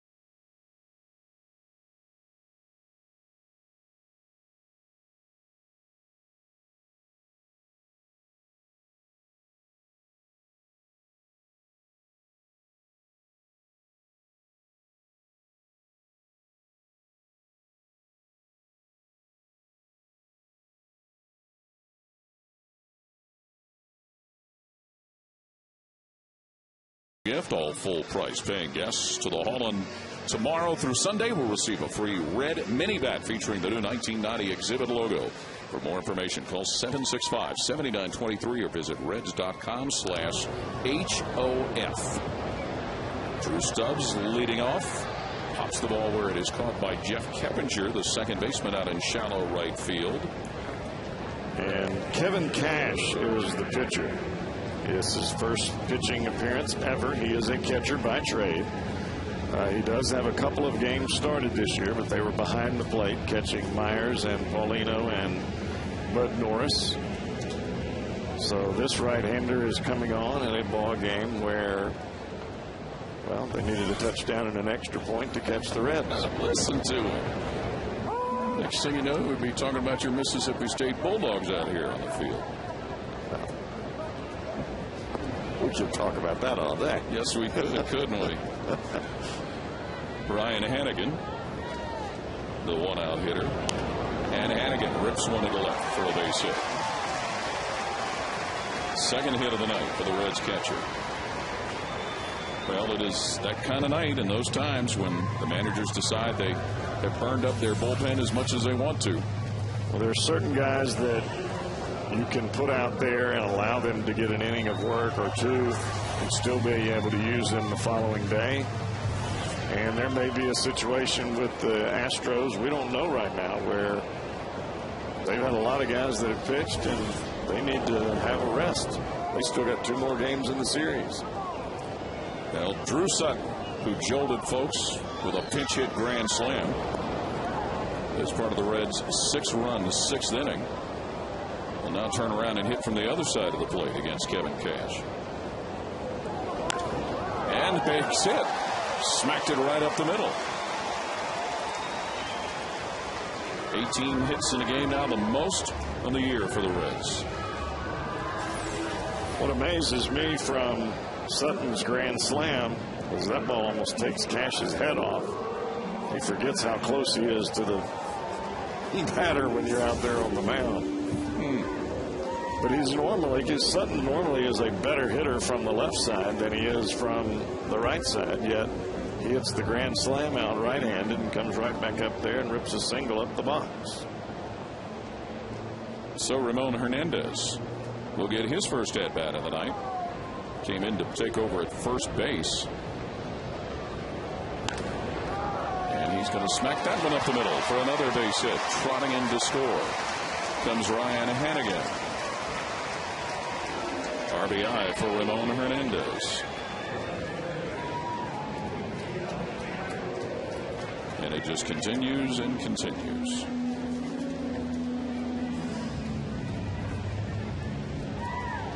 And if you're Brad Mills, you probably can't get it over fast enough. And if you're Miguel Cairo, you probably don't want that night to ever end. Kemminger retires him on a ground ball, but Miguel Cairo has had 4 base hits on the night. The only man that could get him out was the second string catcher. And he probably will be reminded of that afterwards, you think? He's laughing right now. This is where you really take some ribbon in the dugout. When you let an opponent put a position player on the mound and he strikes you out or he gets you out on a weak ball, you're going to take it for a while. Kevin Cash in 2008 was with Boston on the roster when Brad Mills was the bench coach for the Red Sox. Brandon Phillips banks this one to right, but Pence gathers it in. And we will move to the 9th, and the Reds possessors of a 15-6 lead.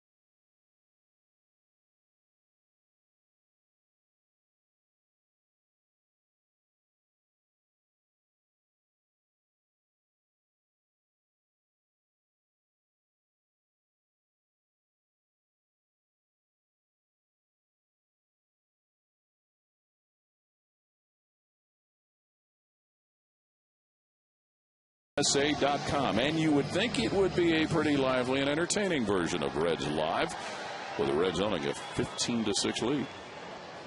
No kidding.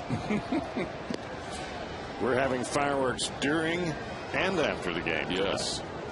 And Sam LeCure, the guy who may soak it in as much, if not more, than anybody. A successful major league debut for the young man from Jefferson City, Missouri. 15 runs, 19 hits, no errors, 9 left on for the Reds. 6 runs, 11 hits, no errors, 9 left on for the Astros. Carlos Lee out to face Micah Owens. He's the third pitcher of the night. Sam LeCure was followed by Mike Lincoln, and now Owens.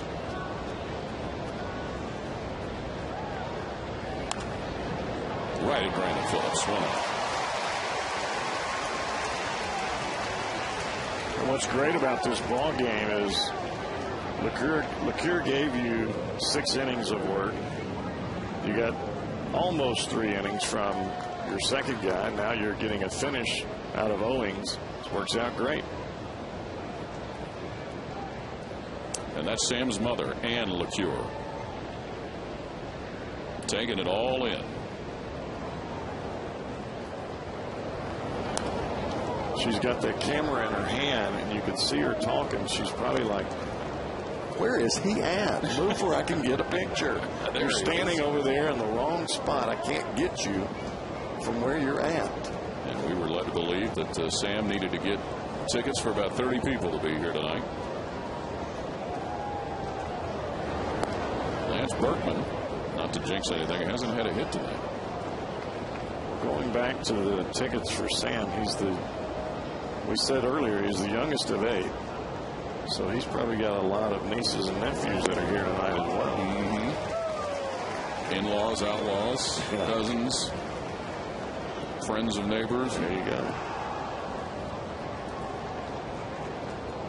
Lance Berkman tonight has been walked 3 times, 1 intentionally, and then in the 7th inning, a strikeout victim to end the inning. On comes Gomes, out goes Sutton, and neither will get it. And Berkman with his first base, he jinxed it, his first base hit of the night. The one time that the ball didn't carry tonight. Isn't that the truth? If it had hung up there for another split second, Johnny Gomes would have had it. So Pedro Feliz, who is hitless also tonight. There you go now. Got to get it right. Yes. So, he hadn't hit a ball out of the infield. No.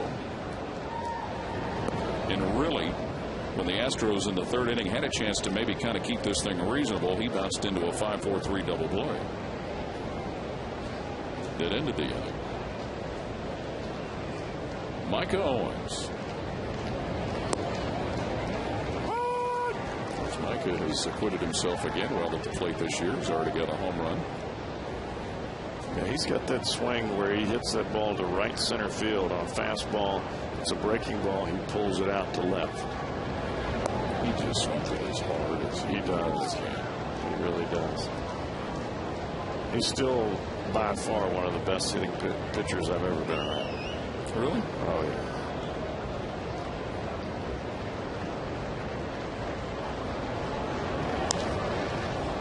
Feliz tags this to center. Got it for the 2nd out. We got him in the trade to Arizona. He came over. He couldn't throw. Right. All he could do was hit. I think he had either 2 or 3 home runs during that time of September. I mean, it was just amazing. Now the crowd showing their appreciation for the effort. And there's Sam LeCure's mom, Ann, leading the way. The first place Reds. Stand up, Sam, so your mom can get a picture. Yes. Tommy Manziel, the shortstop. Swing and a miss. This place is going to get awfully loud with 2 strikes. Yes, it will. If we get to that point. That's the best part about finishing a game. Trying to strike that last guy out, and everybody goes nuts. Heart beating. Of course, for a while, the Reds had so much trouble with the Astros here at Great American Ballpark. This will be their 8th straight win at Great American over the Astros following an 11-game losing streak to this team in this building. Sometimes you just got to get even.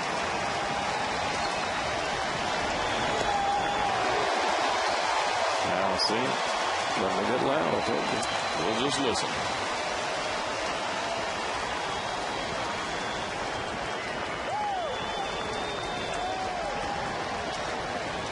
Mike Owens, Tommy Manziel.